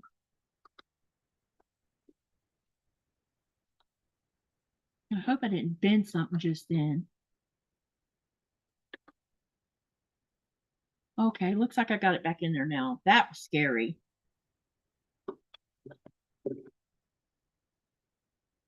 Okay, it looks like it's okay now. All right, let me get everything back in here, and I have to rethread my machine because I broke the thread on top of it. Hey.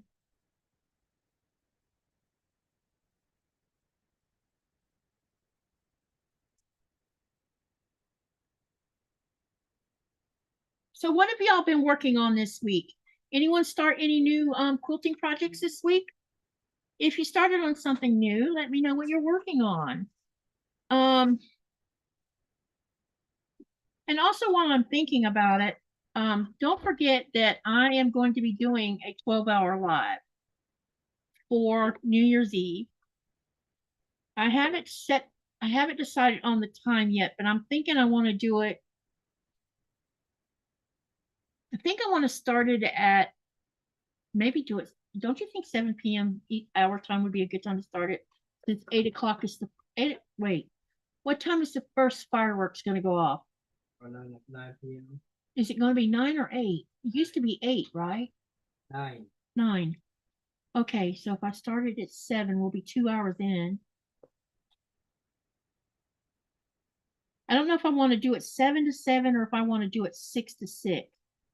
It might be a better idea to do, or I could do it 5 o'clock in the afternoon, our time, to 5 a.m. our time. So 5 o'clock our time would be 2 o'clock in the afternoon, Eastern Standard Time. All right, let me make another poll. Let's see who thinks what hour is the best to start a 12-hour. Hey, Kristen, how are you? Welcome to the chat and the channel. All right, let me go over the poll real quick. Okay, I am going to be doing the Cotton Cuts, Rosa Table Runner, and Placemat. Yeah, me too, Jackie. And I think we should sew that together on a live. What do you think? Joyce says she is trying to get caught up on Donna's Bargello. I am not ready to try Bargello, and I'm going to do a Bargello that I actually like the look of. So that's why I haven't done one. Jackie says, Nikolai, the other day I found my son's Lego Millennium Falcon kit. He bought it after high school. Guess he is getting it back this Christmas. Yay. That's great. All right. So here is where the poll stands. And this is the question. Since holidays are a part of most cultures, which one is your favorite? And tell me why in the chat. So New Year's Eve, oh my God, listen to this, babe. Nobody voted on that one. What? New Year's got 0%. Okay. Easter got 3%. That doesn't surprise me because I don't like Easter either. Thanksgiving was 21%, but Christmas took it for 76%. Wow. Okay, now I'm going to make another poll. And this poll has to do with my 12-hour live for New Year's Eve.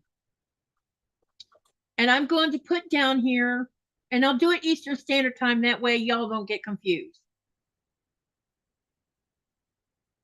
The question is going to be what 12 hours, what time starting and ending for the 12 hours should start. Oh, yeah.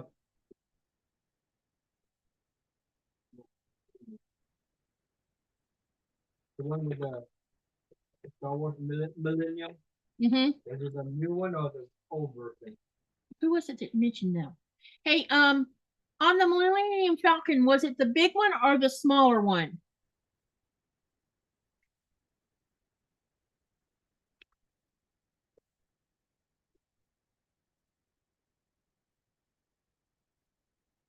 Okay, so I'm going to give you 4 different times based on Eastern Standard Time. So let's see, 3 p.m. Eastern Standard Time to 3 a.m. Eastern Standard Time,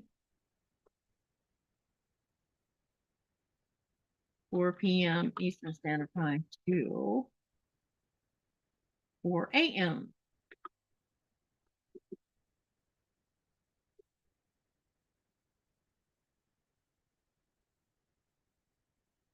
And then we'll do one at 5 p.m. Eastern Standard Time to 5 a.m.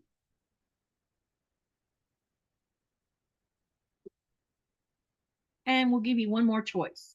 6 p.m. Eastern Standard Time 6 a.m. Eastern Standard Time. Okay. Some of you have been to my first annual 12-hour New Year's Eve sew together, and it sewed, and it was just us having a good time. Plus, I was giving gifts away. Okay, so that's the poll. Choose which one you like the best. As far as, and I did it Eastern Standard Time because for the most part, most of y'all are from the United States or Canada anyway. I can tell you that I am 3 hours ahead of Eastern Standard Time. So be aware of that. I don't care what time I start because it's not going to matter. Because at some point I'm going to stop sewing and take my phone outside and let y'all watch the fireworks, because we'll get fireworks at 9 p.m. our time. And then we'll get fireworks again at midnight our time. And then I'll be so over it after that. And then we're just going to sew and laugh, and hopefully someone can tell some stories, and we'll talk about all kinds of things that day. Now let's see if I can break the thread again. All right, let's go. Yep, now we're fine. Okay, let's get sewing on these flying geese. All right, we have to make 16 of them. So I'm just going to grab stack and start sewing.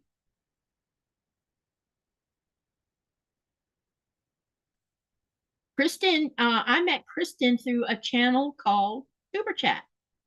And Kristen has a really cool channel called Bella's Whisper Farmstead. And I have taken a liking to watching some of the homesteading and gardening channels and channels like what Kristen has. I really enjoy them a lot. And I will share her link here in a minute. Soon as what is going on? We still have thread sticking out of here for some reason.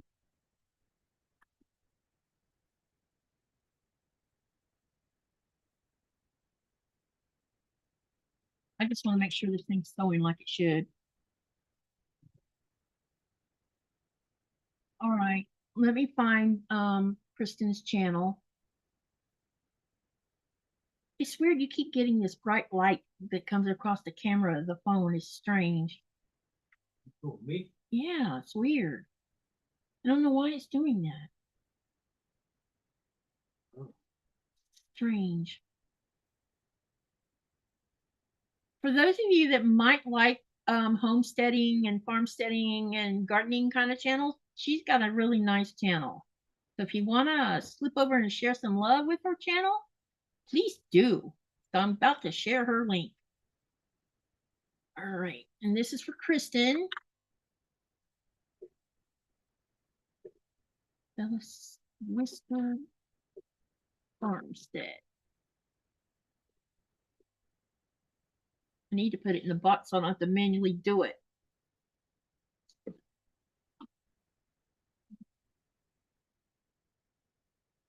Laura says I might be able to join for a little bit, but we usually host and we have a rescue dog that will need all of our attention because she is terrified of fireworks. And I get it, Laura, I really do. And that's why I'm doing a 12-hour. You can drop in anytime during that 12-hour. I do not expect anyone to sit for the whole 12 hours. Now, having said that, if you want to spend the whole 12 hours with me, please do. But I'm not putting any stipulations on I expect you to be there 12 hours because that's expecting too much of anyone. I know that I can be awake for the most part for 12 hours. And then I'll do a crash and burn and y'all won't see me for a couple days. Ain't that right, baby? Because I'll be too tired to care. And usually the fireworks, by the time the fireworks are done, and then they spend days and days and days. And I get so tired of hearing them because people are popping them off when they don't need to be. Get them here around the corner seller. Do you want me to buy any fireworks this year or no? No. I mean, I think we should wait until we do our 15th anniversary and then buy some. Because this year it'll be this January 2nd will be our 14th wedding anniversary. And we can celebrate our 14th while we're in Denmark.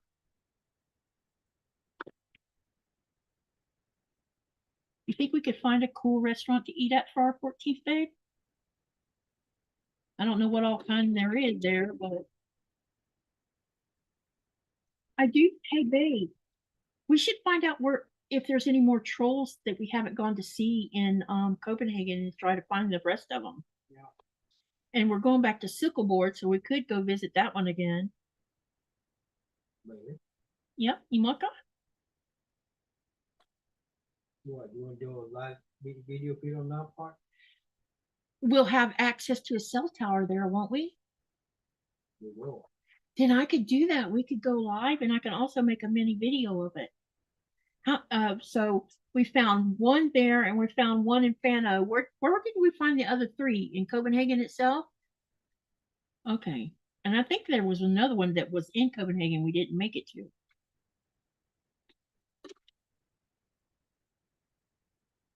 There's trolls all over the place there. There are some in the US too, I think. Yeah, there is. It's just in states that we never go to. I would like to go see them, though. I think that would be cool.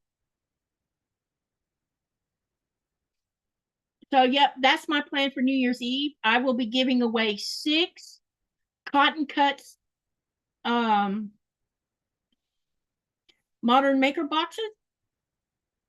And just to forewarn you now, I have you've seen where I've done the unboxing and the tutorial to make the block, and I made the block using the fabric that was in the modern maker box. So you will not have exactly 3 yards of fabric in each of those boxes. All I did was make a block out of each box, and I'll keep the block, but y'all will get to have the leftover fabric in it, and there's plenty there for y'all to turn into something beautiful.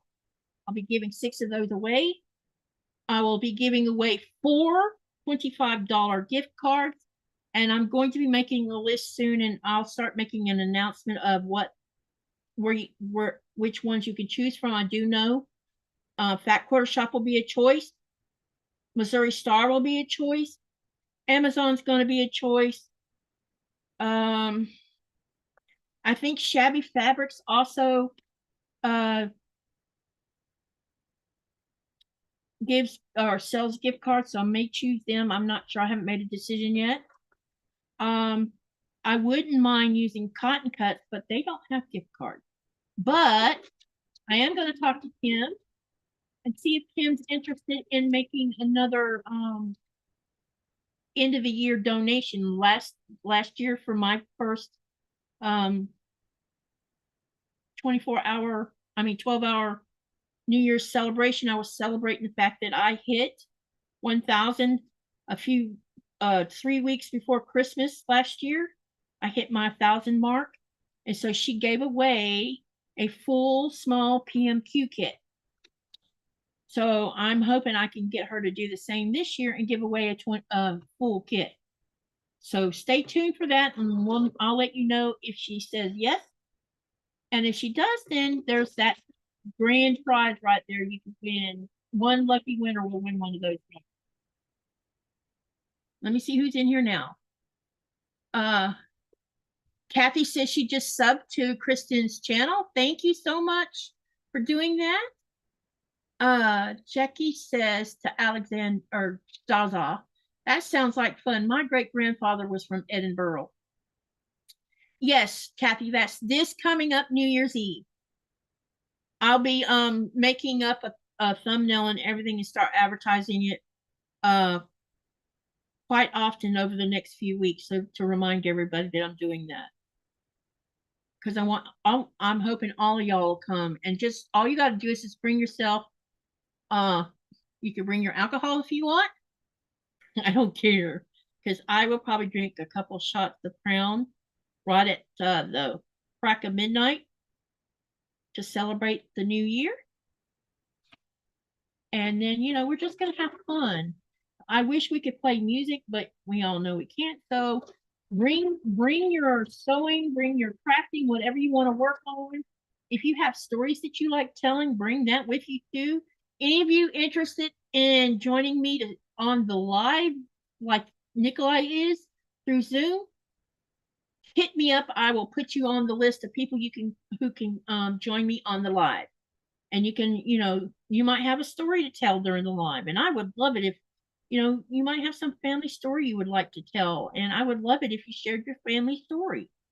but I'm not going to twist anyone's arm to get on Zoom on a live. It's up to you guys, but I will make that a choice if you want to be part of the sewing crew or storytelling crew. I mean, let's tell stories and sew and crochet and knit. I mean, whatever is your jam, let's do it if we can.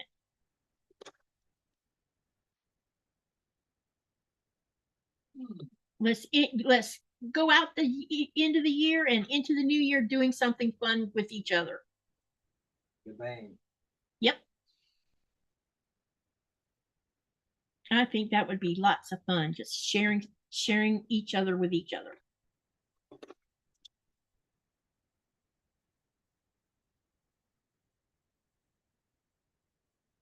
Sorry, ladies and gents, I won't be here. Yeah. Nikolai's going to be with his mistress during the holidays. Yep. And our wedding anniversary.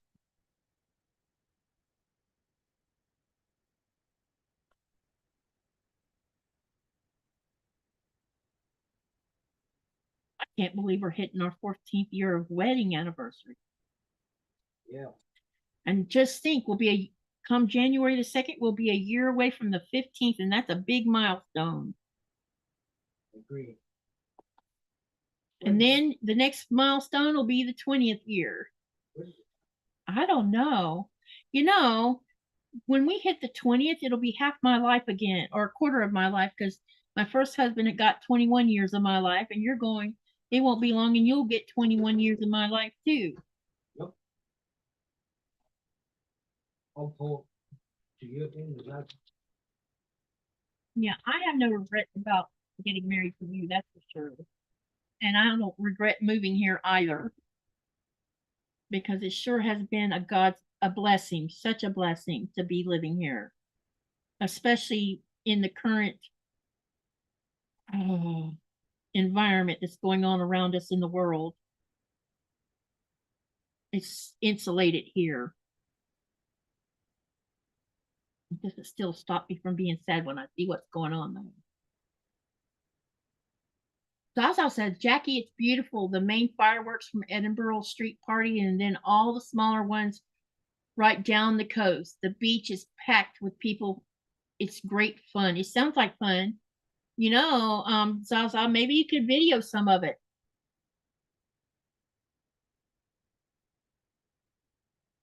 Let's see. You're what, 4 hours ahead of us or 3 hours ahead of us? Are you in the same time zone as Denmark as far as England?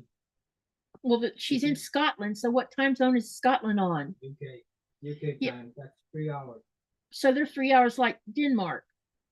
No, yeah, that's 2 hours. 2 hours, really? I think so. Zaza, what time is it where you're at? Because right now it is 9:30. Oh my gosh, we've been going 2 hours. Right now it is 9:32. So what time is it for you there in Scotland? And Pam asked me, Katy, how is your son and grandson doing? I talked to Thomas yesterday, and they're doing good. Blaze got a good report card, and they had a teacher conference, and his reading is progressing and it's getting better. So she feels like by the time he finishes 3rd grade, he will be at grade level for his reading. She says it's 23:32, so that is 2 hours. You're right. I didn't believe just 2 hours between us. That's crazy. And here I thought it was more like 3 or 4. Anyway, back to Blaze. He's doing good. His reading has come up, like I said. His math grade is exceptional. He got a 95% for his final grade for math in this first 9 weeks of school. That's impressive, especially, you know, considering everything that's gone on in his life. So I'm so happy for him because he's doing really good. I asked him what class did he not like. I asked him first what classes he liked. He loves doing math and science. That was his 2 favorite classes. Anyone want to guess what class he doesn't like? Let's see who can guess what class he doesn't like. He says he hates it. Not hates it, but he just does not enjoy it. Let's see which one you think he doesn't like.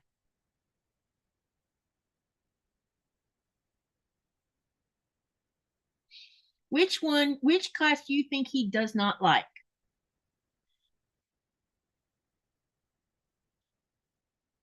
Let's see who guesses the right answer. And so far, there isn't.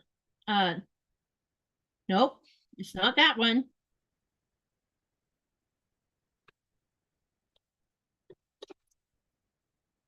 Nope, not that one. He's in the 3rd grade, so I don't even know if they're learning history.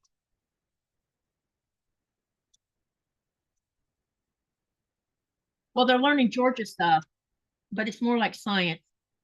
Keep going. You haven't guessed it yet. Y'all are going to be shocked when you hear it. Nope, not that one either. Nope, nope, Candace. Nope, Pat. Keep going. Keep guessing.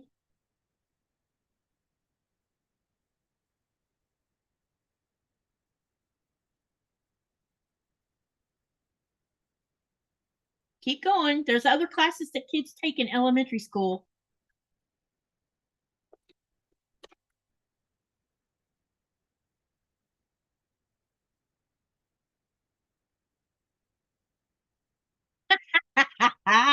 Pam says lunch. Nope, it's not that one either. Pat got the right answer. Congratulations. It is music. He says he does not like the class. Math is his favorite. Math and science is his favorite. And music is the one he doesn't like the most. He says it's too slow and boring.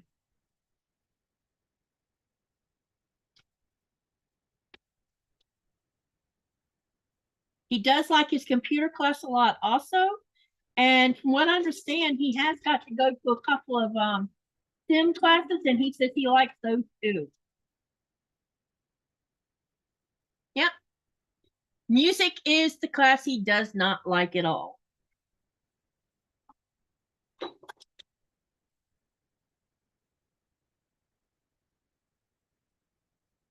Which I was shocked when he told me that. I couldn't believe my ears.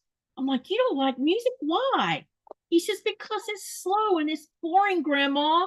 And he says, I don't like to, and it could be that the teacher's not making it interesting. I don't know. And of all the things that you don't like, music shocks me when he said it. It was totally shocking because he actually does like music. He just doesn't like the class. Pat says they must be teaching the fundamentals of music. They probably are, and that's probably why he's bored with it. He says he doesn't enjoy it at all.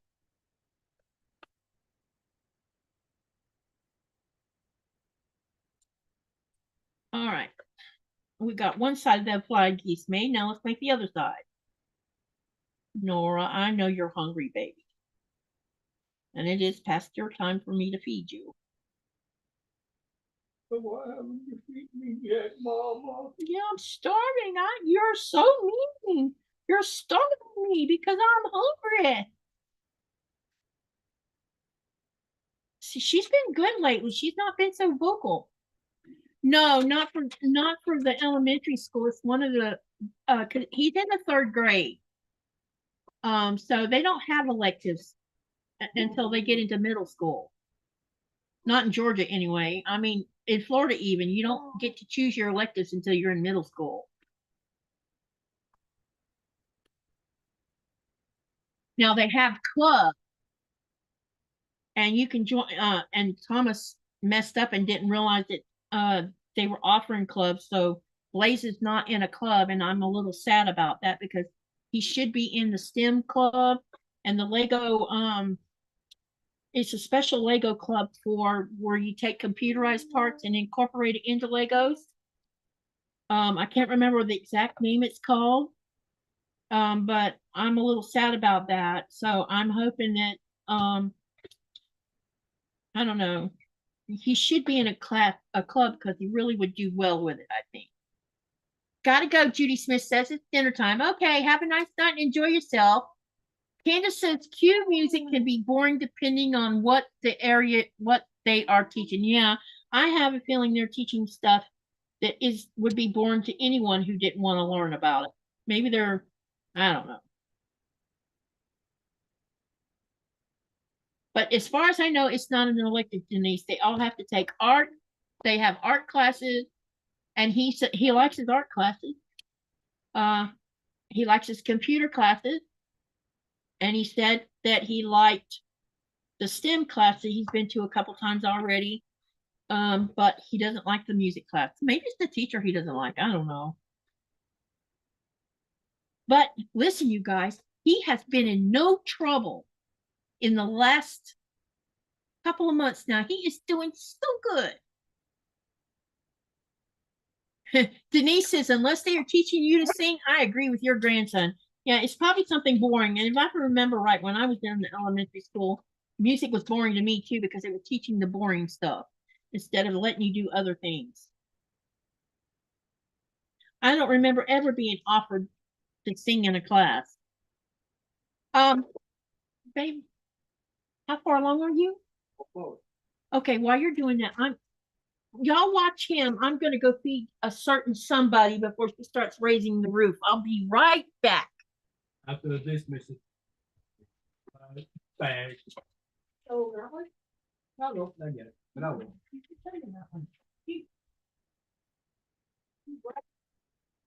Yep.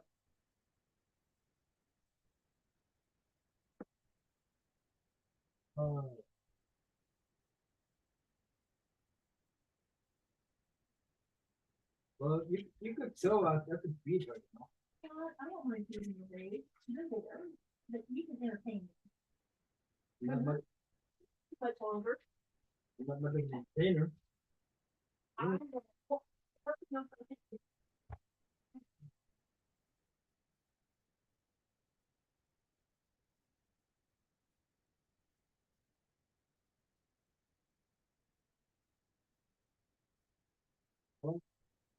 You already, and I'm sure my wife have already tell you that I can't see the chat. And anyone has asked me a question, I won't be able to see it. Because I'm on my phone.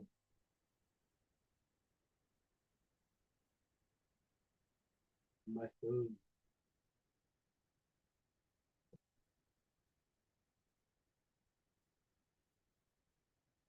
Progressing quite a lot fast too, because I'm almost done.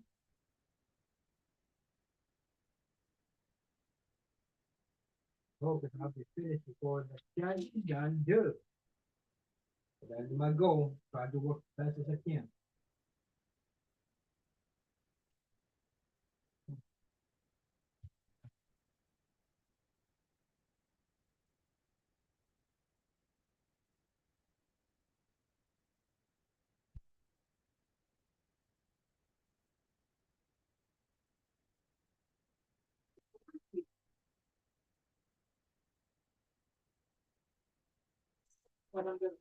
Well, you know, it's a real bunch of people that she will be the ladder.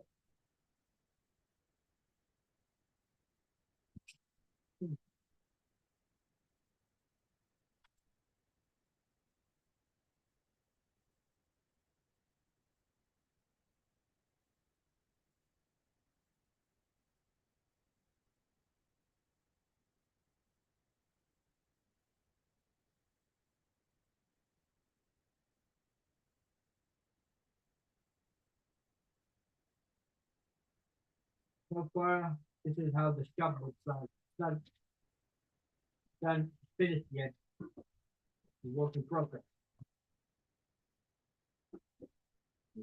The interior is in there too. But train in there and it's like a robot to me.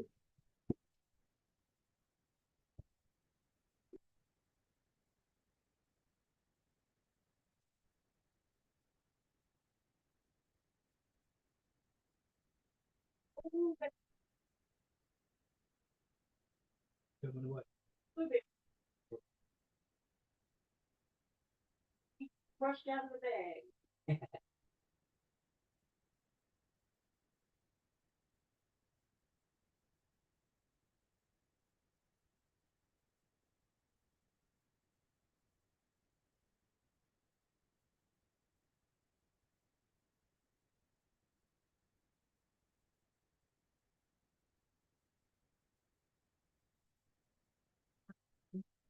Because it came in contact with the chicken. Right. Not intention, but that's what happened. I poured too much in a bowl. Feel bad. You know, let me show everybody what I'm feeding her. Wash my hands first.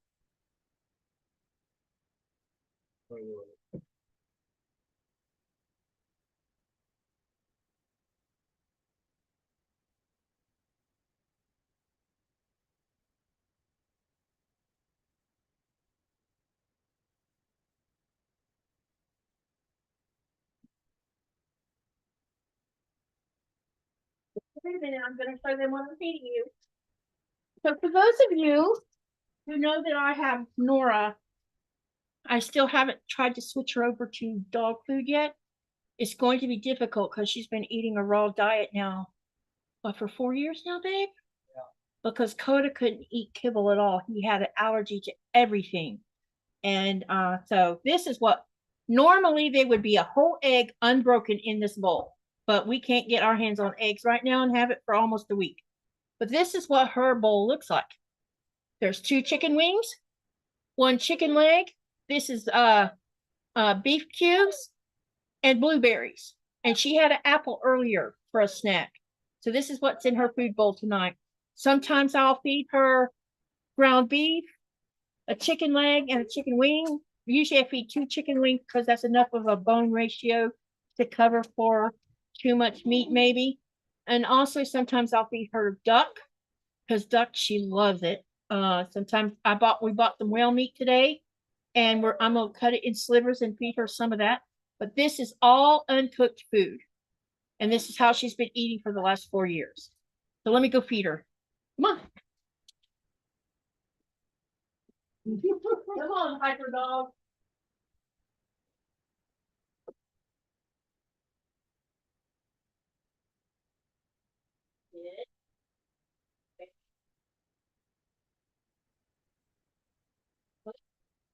Good. Look, go.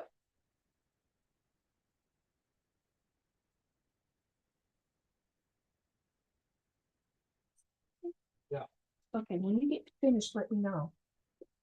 Okay. All right, I'm back. Now she will be quiet for a while. Okay. Here you go. Candace says, I remember playing the bells for a Christmas program in 3rd grade, but that was in Florida and a long time ago. Yeah, I don't even know if they're doing any of that in this music class. Denise says, silver bells, it's Christmas time in the city. Ring-a-ling, hear them ring. Yeah. Ring-a-ling. The bells, it's Christmas time. Yep. All right. And Nikolai's getting pretty close to being finished with his project that y'all voted on.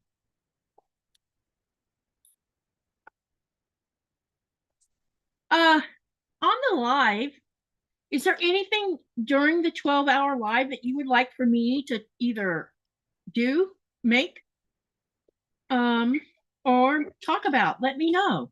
Put it in the chat. Tell me if there's something that you're interested in hearing about. I have mentioned to you guys already, and I need to get the date set up because it's getting, when do you have to go do your schooling? 19. Okay, because we have to plan. Do you know what day of the week that is on by any chance? I need to look and see. We are going to do a live that's going to focus on Greenland and what it's like moving here, how it's been since I moved here. We'll talk about folklore and Greenland itself and the connection between us and or between Greenland and the United States. That's going to get discussed. Talk about Mother of the Sea.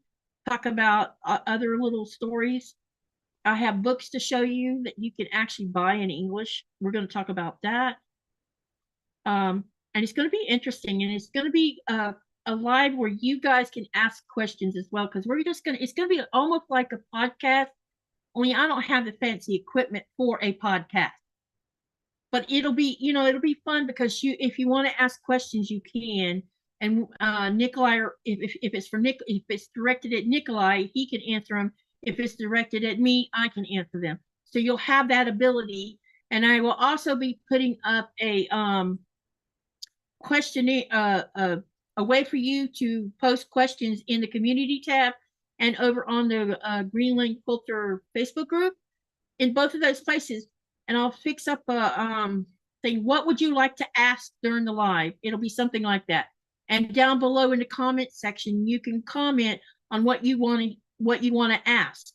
And we'll make sure any of the questions you post in both those places, they will get answered. So you said the 19th, babe? Yeah, 19th, 20th, 21st. 3 days course. That would be Tuesday, Wednesday, and Thursday. Oh, you know what? Will I be allowed, if I went live, will I get in trouble filming y'all while you're working, doing that? I don't know. I know I'm going to make a video of you jumping ship. It will be jumping from the pier. Oh, down there where the Yep. RAL is at? Yep. Okay. So I'll have to be over like on the Kingsbridge, right? Yeah. To film that. So anyway, keep in mind about that, because I want all of y'all should be able to participate in this as much as you want to, because I know some of you are interested in things that go on in here. Sylvia says, I think I'll stick to flat puzzle.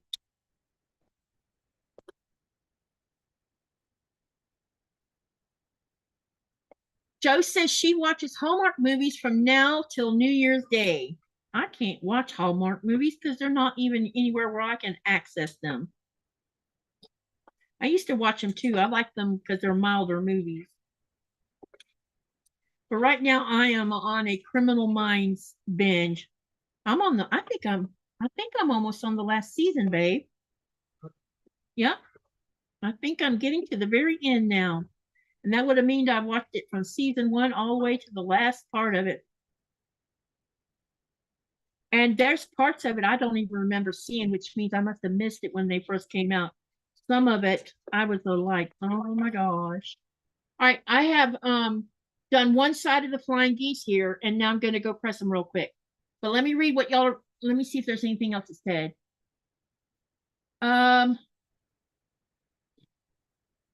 It's got to fly to city and play at music festival.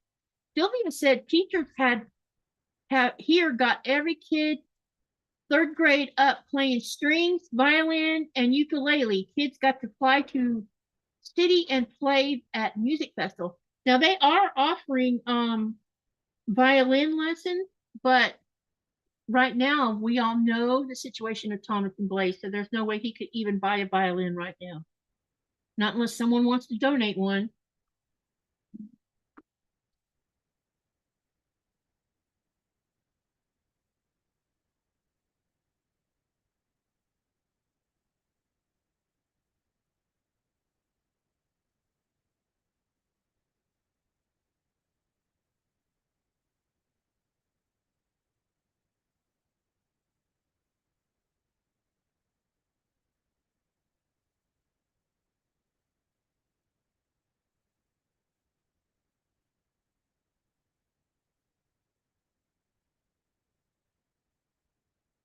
Finish eating? Yep. He ate all of that fast? Yep. Golly. What is she doing right now? Puking. No, she's not. Don't you scare me like that. Oh, she's not. I think we've had enough of that kind of thing from a dog. Coda did enough of it right at the end. Yeah. Do you see that spot on the floor where the water bowl is? The floor? No. You should have a look at it. I know. We're Try gonna- them up. Yep, we're gonna have to replace that, I think. Right now, I'm pressing these, the one side of the flying geese, y'all.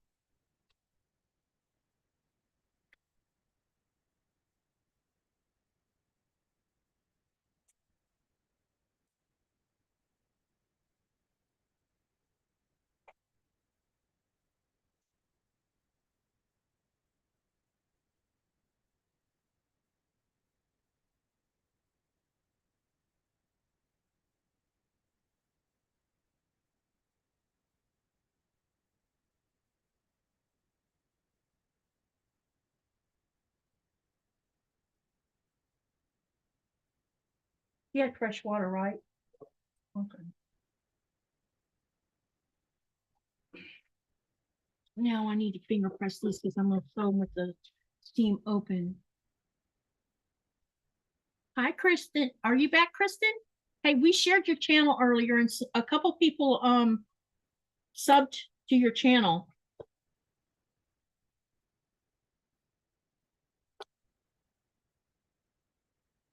Hey, Frank, what have you been working on lately? You haven't been around, so I don't know what you've been doing. I've missed seeing you around. Joe says there's actually 2 Hallmark channels. I didn't know that.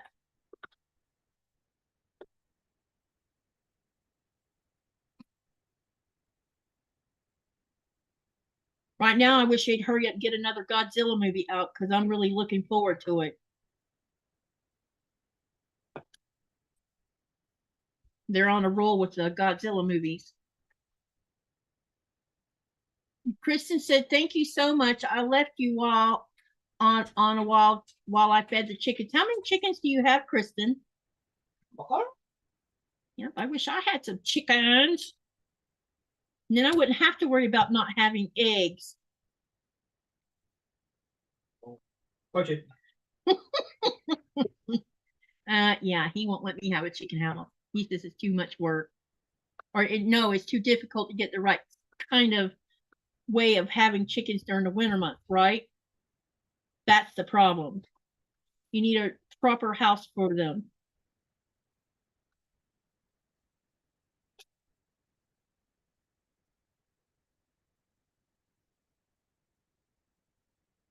Kristen says she doesn't know how many chickens she has. She lost count. How many do you use all of your chickens for laying eggs, or do you eat from the group of chickens too? Because when my mom was raising chickens when because we had chickens growing up, actually all the way up until they moved to North Florida anyway, she used to have a lot of chickens, and when it was time to have chicken for dinner, she walked outside and caught one and did her thing with them. She had a certain group of chickens that were exclusively egg layers, and she didn't butcher those until they got a certain age, or either if they stopped laying eggs, and then she would butcher them. Frank says, "Crazy world in life working on royalty block." Okay, cool. Yep, the world is crazy right now. You are so right. Especially in certain places.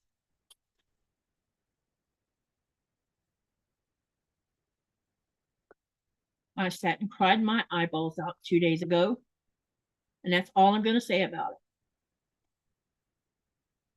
And all Nikolai could do was just hold me and console me because there was nothing he could say that would fix it. Right, babe? Right. There's no fixing this one.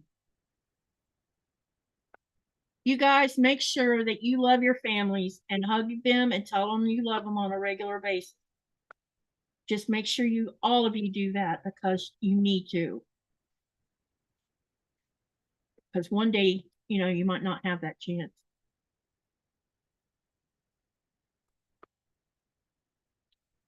What are you moaning about? You've had your food and now your belly's full and now you're moaning? Oh, I know why you're moaning. You're chewing on your ball. That's what that was about. Okay, baby. I'm not upset. I just didn't know what you were making the noise about. Come here. Let me see that ball. Come here. Here. Can I have the ball for a minute? I want to show them your ball. So Nikolai, when he was in Nuke, he went to the pet shop there. He came home with 2 of these balls. She loves this ball, and she has not destroyed it. She chews on it and plays with it, and it seems to be indestructible. And while she's chewing on it, you can hear her making these little moaning sounds. It's hilarious.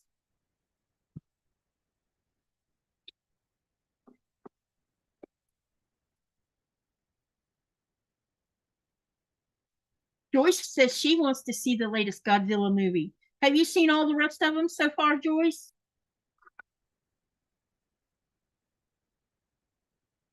Kristen says, I won't eat the ones I have now. I will get one specifically for me.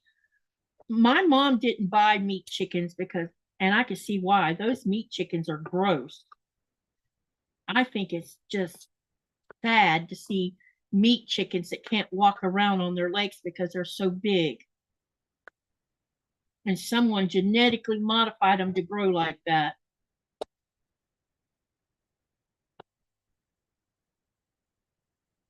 I think the most favorite chicken my mom liked the most, she liked Dominecker chicken, and she liked Rhode Island red chicken, because those 2 chickens she had the most of. She had a few Banties from time to time, but those Rhode Island reds and the Dominecker chickens were the ones she loved the most.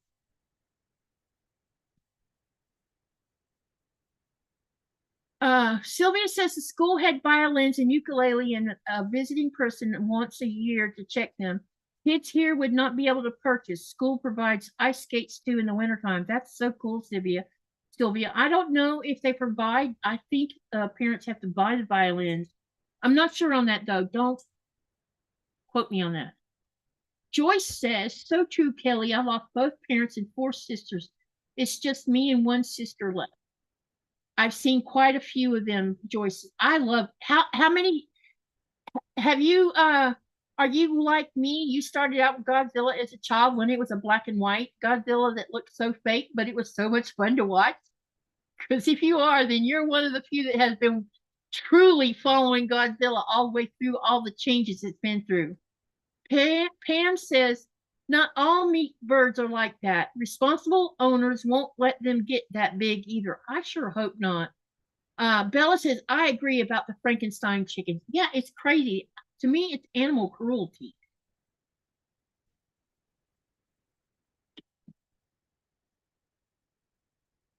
I've seen them on a couple of the homesteaders channels, and I'm shaking my head. I'm like, why do you let them get to that point?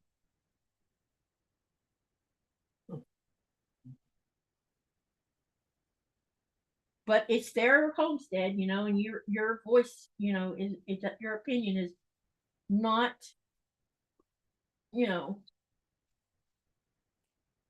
but I don't remember my mom ever having a chicken that was like that.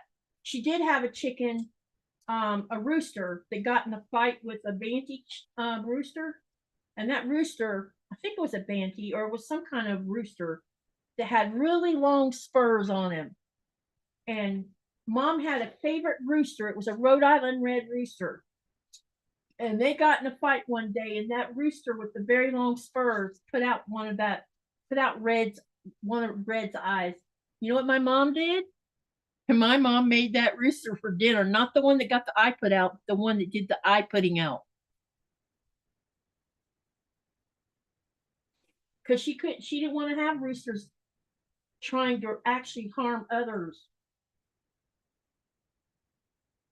And that rooster was a mean rooster. None of us kids could even touch him.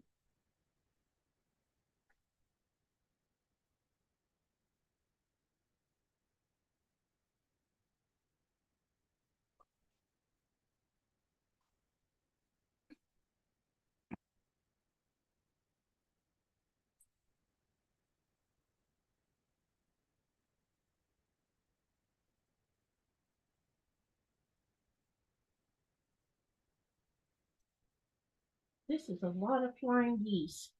Dang, that's a lot of flying geese. Okay, so now we got, yeah, I hear you about the hammer. Okay, now what I'm going to do, I have pressed them, so this is what one side looks like. Now I'm going to sew the other side on.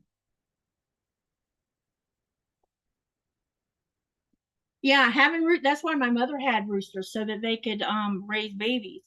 She just didn't like roosters that were mean, and she had a couple, there was a couple times where, I don't know, dad brought home a couple roosters from somewhere, and they weren't hand raised by mom. They were already adult roosters when he brought them home, and this one particular rooster man decided he was going to end the other one, and she got upset and she ended him herself, because she's like, I'm not going to have a rooster killing my chickens I've raised by hand, you know.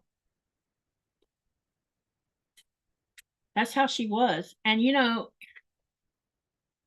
sometimes you have to do the hard thing sometimes when something happens you didn't want happening. Gotta go, guys. Need to feed the stray cats before it gets any later. Okay, have a nice night and thank you for coming, Joyce. Nikolai's almost done, right? Yep. He's almost done. If you want to, how long do you think you got left? About 10 minutes. If you stick around for 5 to 10 more minutes, you can see the finished product if you're willing to stay that long. Otherwise, I'll take a picture of it and put it on the community tab. Or you can finish watching the very end of the live. You have to butcher before they get too big. Yes, exactly. Because I don't like big chickens. We brought home, I bought a case of chickens today, frozen whole chickens. And these are a little bit smaller than usual. And I'm happy about them being small. They're about, was it 1,000 grams or 1,100 grams? They're 1,100 gram chickens, so they're not very big.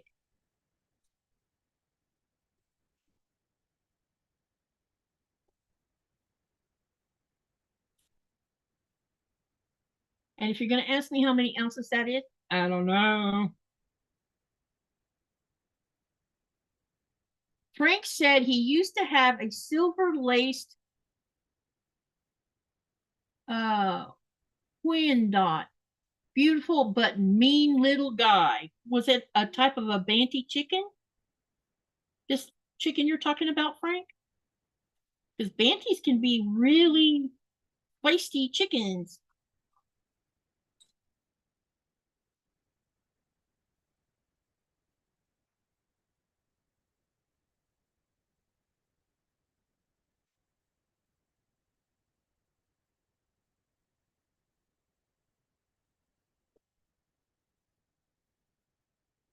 Do you want to show it over there or over here?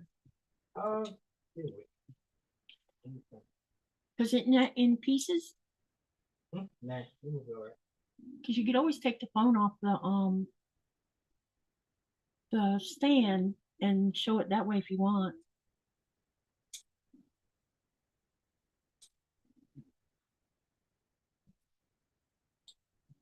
He's getting really close to being finished with the one y'all 50% was voted on.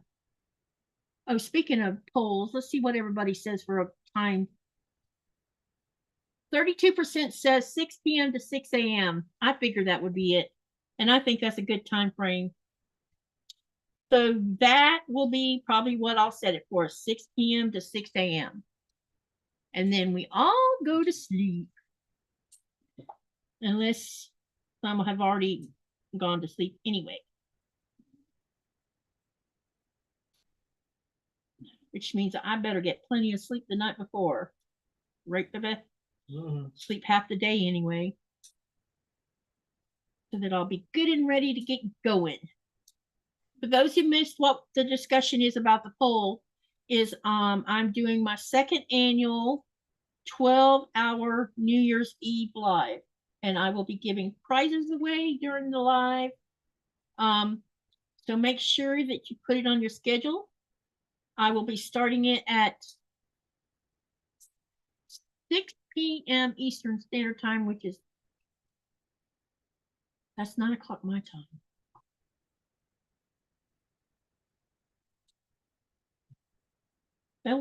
right, that'll be starting right as the fireworks are starting. So I might have to start it a little like 30 minutes early or something. Like at 5:30. So that I can take the camera outside to show them the fireworks. What do you think, babe? That's okay. Because that'll be the first set of, or the first volley of fireworks will be at 9 o'clock.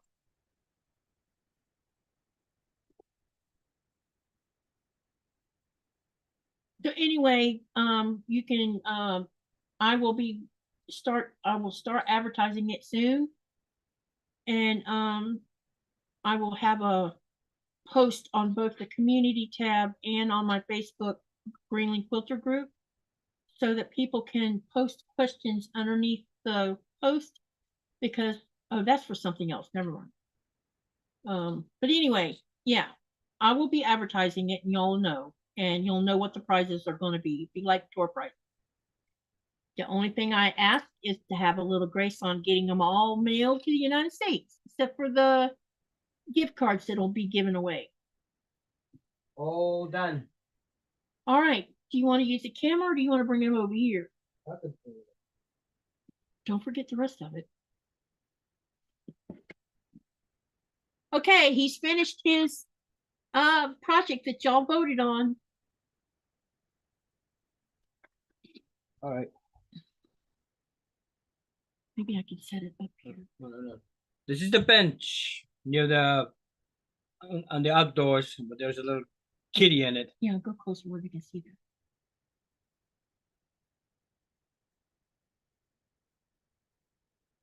that. Okay. That's about 20 seconds. And this is the Christmas tree.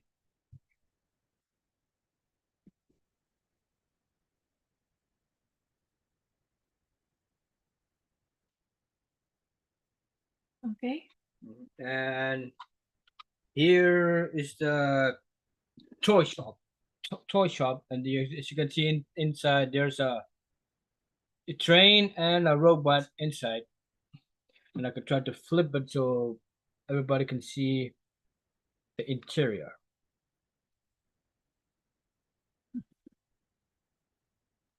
That's very cool, I think. When you get all the Okay, I can fix it easily. when you get all of it, all the rest of them put together. And there's I think there's a repair shop up here where there's a tiny car that's been on the repair right here. So that's his finished project. I like this.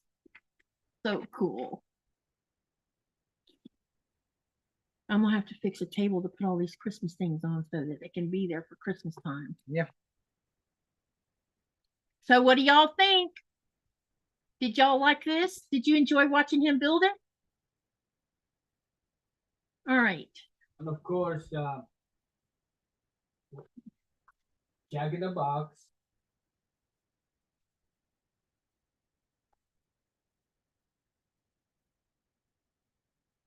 Denise says, cool, love it. And Frank says, cool, Niko. Here's another airplane. I think is what we call it, RC model. Oh, interesting.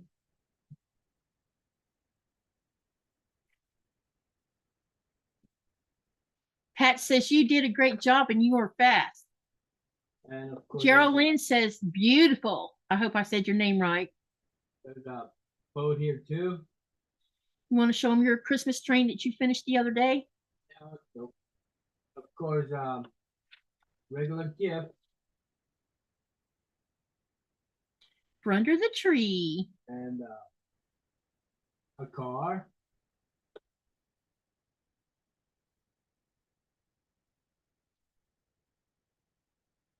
A rocket.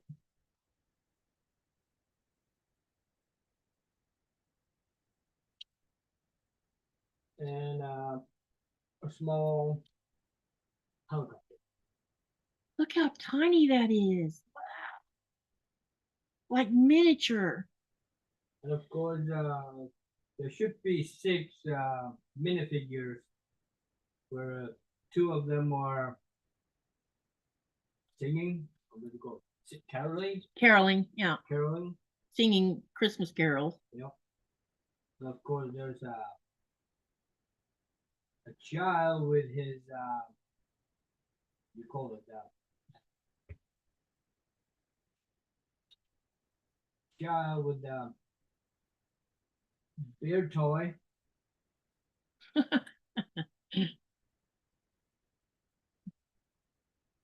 And there should be 3 adults, but for obvious reason, I can only find the 2 of them. But the third one, it should be somewhere. Oh, I forgot to You get forget. the stairs for the Christmas tree. Oh, that's so cool. You should come get the tree so they can see what that looks like together. What? Show it to them on the ladder of the tree. My, I think it should be like this. Oh, that's easy. I didn't even know that was part of it. That's awesome. Frank says, laugh out loud, you might need a bigger house. We already know that. You already know that, yeah. we know we need a bigger house. Because I know that if we had a bigger house, he could put he has 17 trains. Yep. And he has never had a chance to put all those trains on the tracks that came with them. I think what we ought to do is clear everything out of the kitchen off the floor and let him use the whole kitchen floor or something. Or put up some tables where he can do it on top of tables. But he made a Christmas train the other day.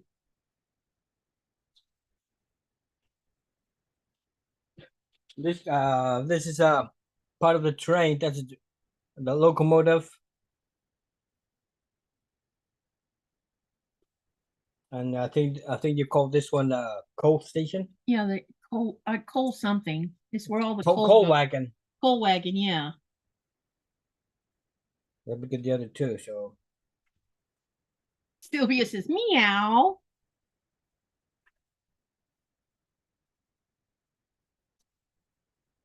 then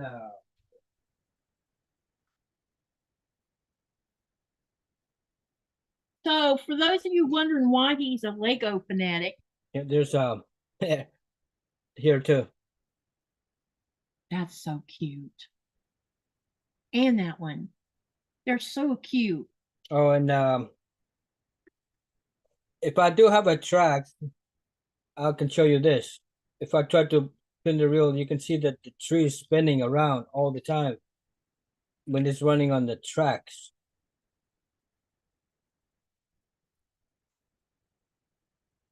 Of course, there's more extra gifts right here.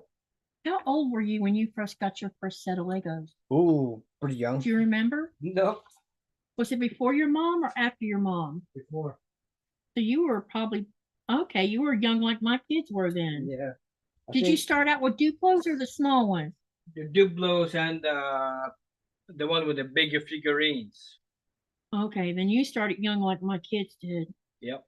I remember having Legos as a kid, but I don't remember them being so fancy like this. It's getting big, more advanced. But I guarantee you the all the Legos I bought my kids, which happen to be in my storage unit, I bet they're worth something now because some of them are over. Let's see, Lynette's 37 years old. So think of that. Duplos over almost 40 years old that I still have. And I believe I still have all the books to them too.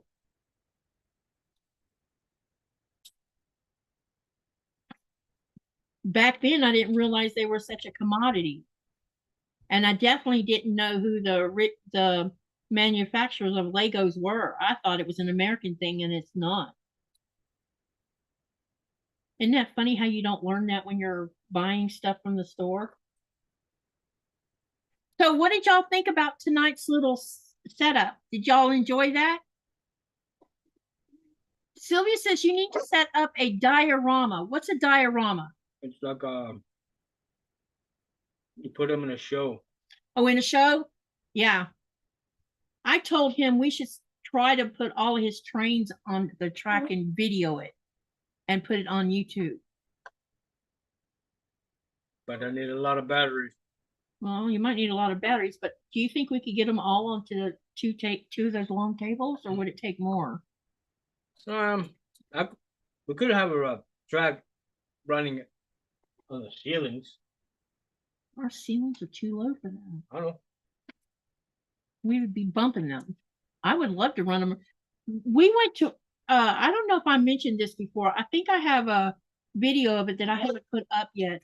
When we were out doing the shop hop in Florida, we went into a fabric store where there was tracks going all the way around the top of the ceiling in the fabric store. And there was a train that was constantly going all the way around that entire building. It was the coolest thing I'd ever seen inside of a fabric store. She probably needs to go outside. Yep. Anyway, yeah. All right. So as you know, I told you I was continuing to work on my tree of life. Right now I'm putting on the other side. So it's not done yet. Don't forget tomorrow night or tomorrow afternoon, depending on what time zone you're on, at I think it's better look. Let me go look at Zoom real quick so I can give you the correct time. Jess and I from So Blessed Jess will be coming over to sew with me tomorrow, and we have a project that we're doing together that's going to be a Lori Holt pattern. Now, I'm not going to tell you any more than that. I'm sorry. And you're going to see her use she's picked fabric for hers. I'm going to use batiks in an interesting way for this pattern. So stay tuned. And the Zoom starts at 8 p.m. my time, which would be 5 p.m. Eastern Standard Time. And it'll be a two-parter live series. So we'll do as much as we can tomorrow night. I'm not sure how long the live will be, probably an hour to 2 hours at the most. We're not going to run past. And then also starting at 7 p.m. my time on Saturday, which is 4 p.m. Eastern Standard Time, I will be doing another live, and Eric will be sewing with me, and bring your scraps, your crumbs, all of it, and decide on whether you want to do a crumb block, a string block, or an improv. And Eric is going to teach you how to take small pieces of fabric that you have left over from making quilts and make a specific type of block that he's going to show you how to make. And I am going to make a different kind of block using strings, and we're going to go from there. And between the two of us, we will show you how to make these two blocks. Now, our sew together will also be a two-parter. Part of it will be this coming Saturday, and then the rest of it will be the following Saturday. So you'll get to see me twice with Jess and twice with Eric. And I'm also doing a live next Thursday, like I did this Thursday with Nikolai. And he's going to build the other Lego kit that had the second largest vote on it, and which is another Christmas kit. And he will be doing that while I'm working on my current works in progress. So make sure you come to all three of those lives. If you feel up to it, please like the videos, share the video, tell everybody, hey, come watch them. If you have a Lego lover, have them come watch Nikolai build his Legos. And I'm hoping next week we'll figure out what to do about the camera situation so it's not such a pain in the butt. But thank you for coming to my live tonight. I love you guys, and thank you for supporting my channel. I'm still trying to reach that 2,000K milestone on subbing. So share my channel, tell everybody to come sub to it if you don't mind. My watch hours are still not so good, but I do have a piece of good news. Guess who made it to 90,000 views on the channel? I did. We are now at 90,000 views on our channel, and I will post it over on the community tab, the thing that got sent to me through that has to do with YouTube, and I'll also post it on the Greenland Quilter. So have a great night. See you on the next video, and make sure to live, laugh, love, dream. And what do you do with all of that? Create something. Good night, everyone. Bye.